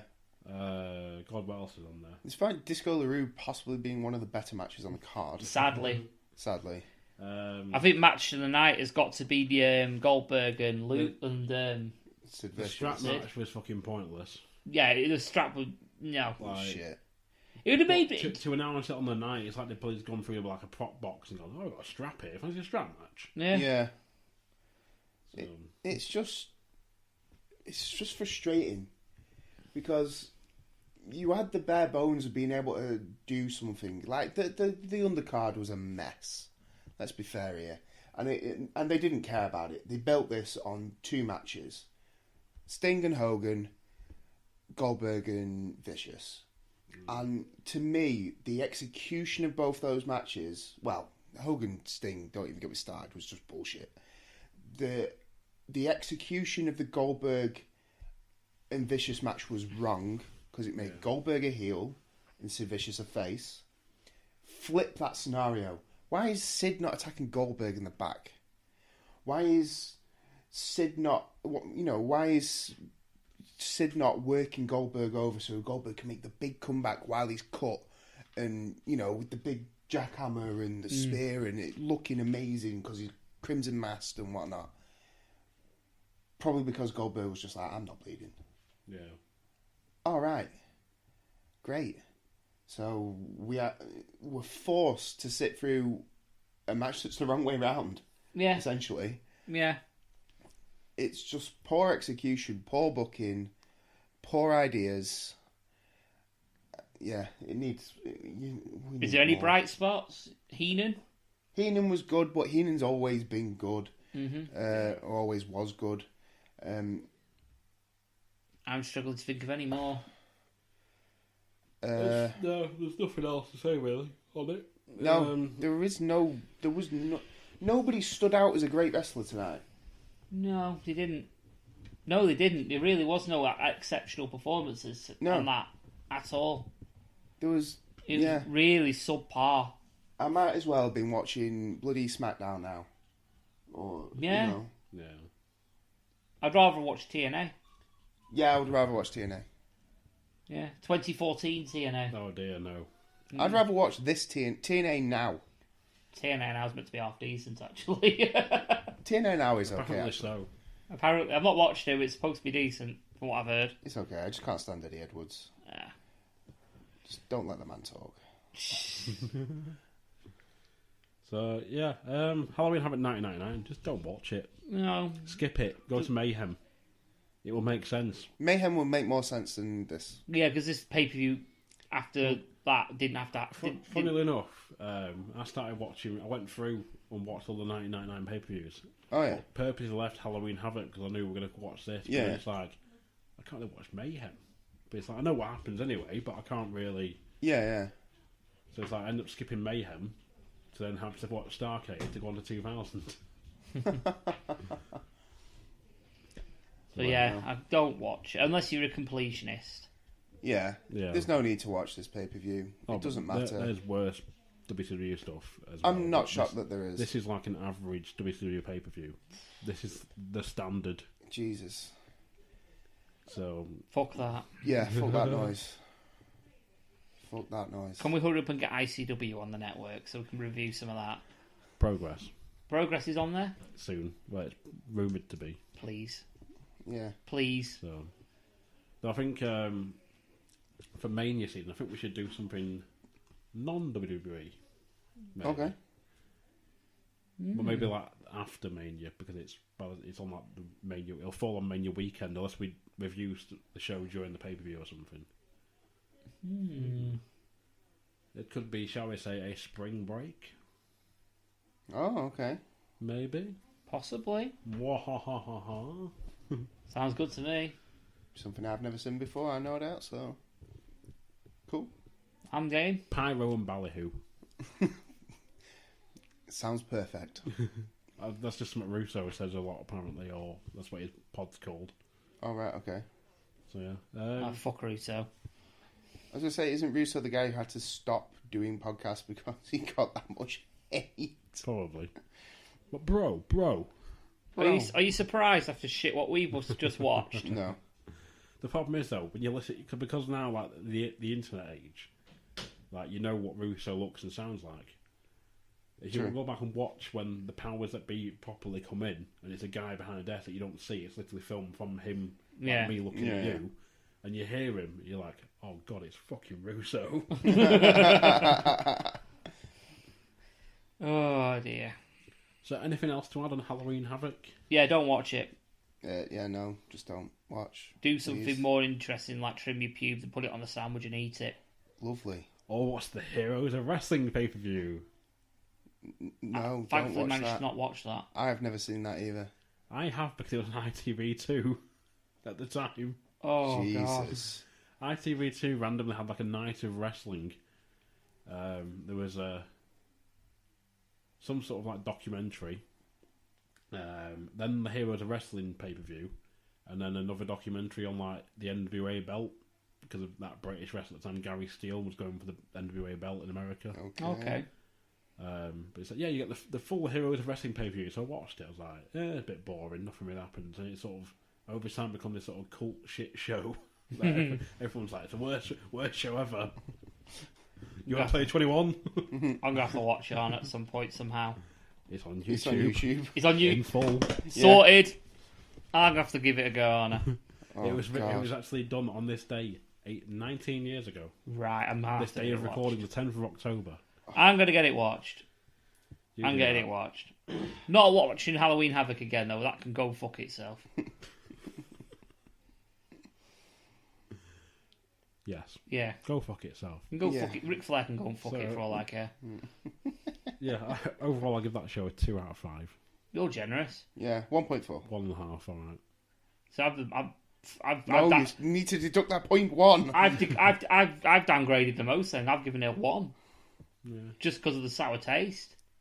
Yeah, I did it. I did it mathematically. I couldn't argue with it. Can't argue with yours, if I'm brutally honest. All those percentiles. Yeah. Yeah, carried the 1. So, yeah, before we go, Bunko, get yourself some plugs. Yeah, if you've enjoyed listening to me on this podcast, you can also find me on the Gunpowder Treason No Plot podcast, where I play the Dragonborn Paladin Rogar. And you can catch them every week. Available on all good podcast providers. You can find them at Treason No on Twitter, and you can find them on Facebook. And your website. We also have a website. It's a WordPress website, and you can find that again. It's at Treason No. Paul? Well, currently I'm not podding at the minute, but we do have a bit of a back catalogue. You can find the UK ROD Live podcast on Spreaker, on YouTube, on iTunes, and on Stitcher. You can find us on Facebook, and we have a Twitter at UK ROD Podcast.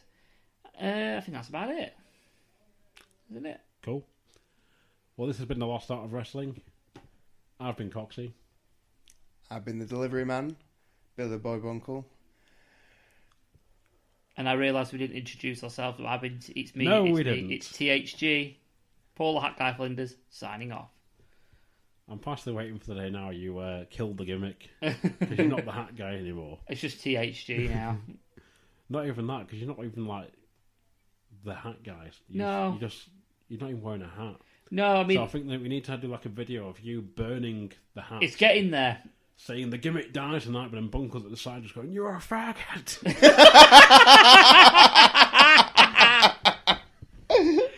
Oh, fucking hell. And that is something I would do. Yeah, I think it's slowly dying off a bit now. I mean, the only remnant of hat guys in my PSN tag, that's about it. Which you can change from next year. Oh, it might happen. Just for the record, if you want to add me on PlayStation, it's Hat Guy Ned. So, if you want to add me on PSN. So of course, this is the Lost Art of Wrestling where we ask, who better than Canyon? This podcast is part of Britpod Scene, an independent network of uniquely British podcasts that's always growing. Check out BritpodScene.com or BritpodScene on Twitter to find out more. Do I get to yell 1, 2, 3, 4? 1, 2, 3, 4!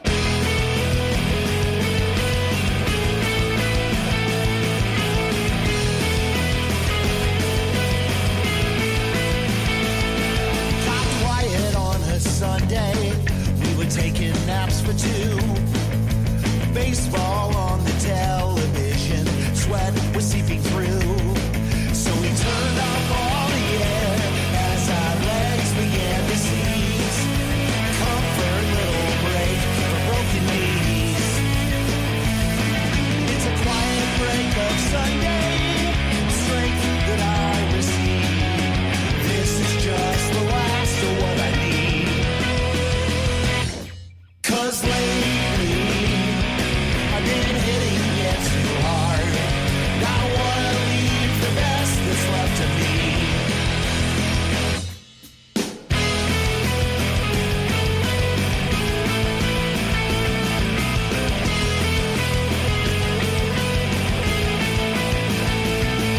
Got quiet on a Tuesday.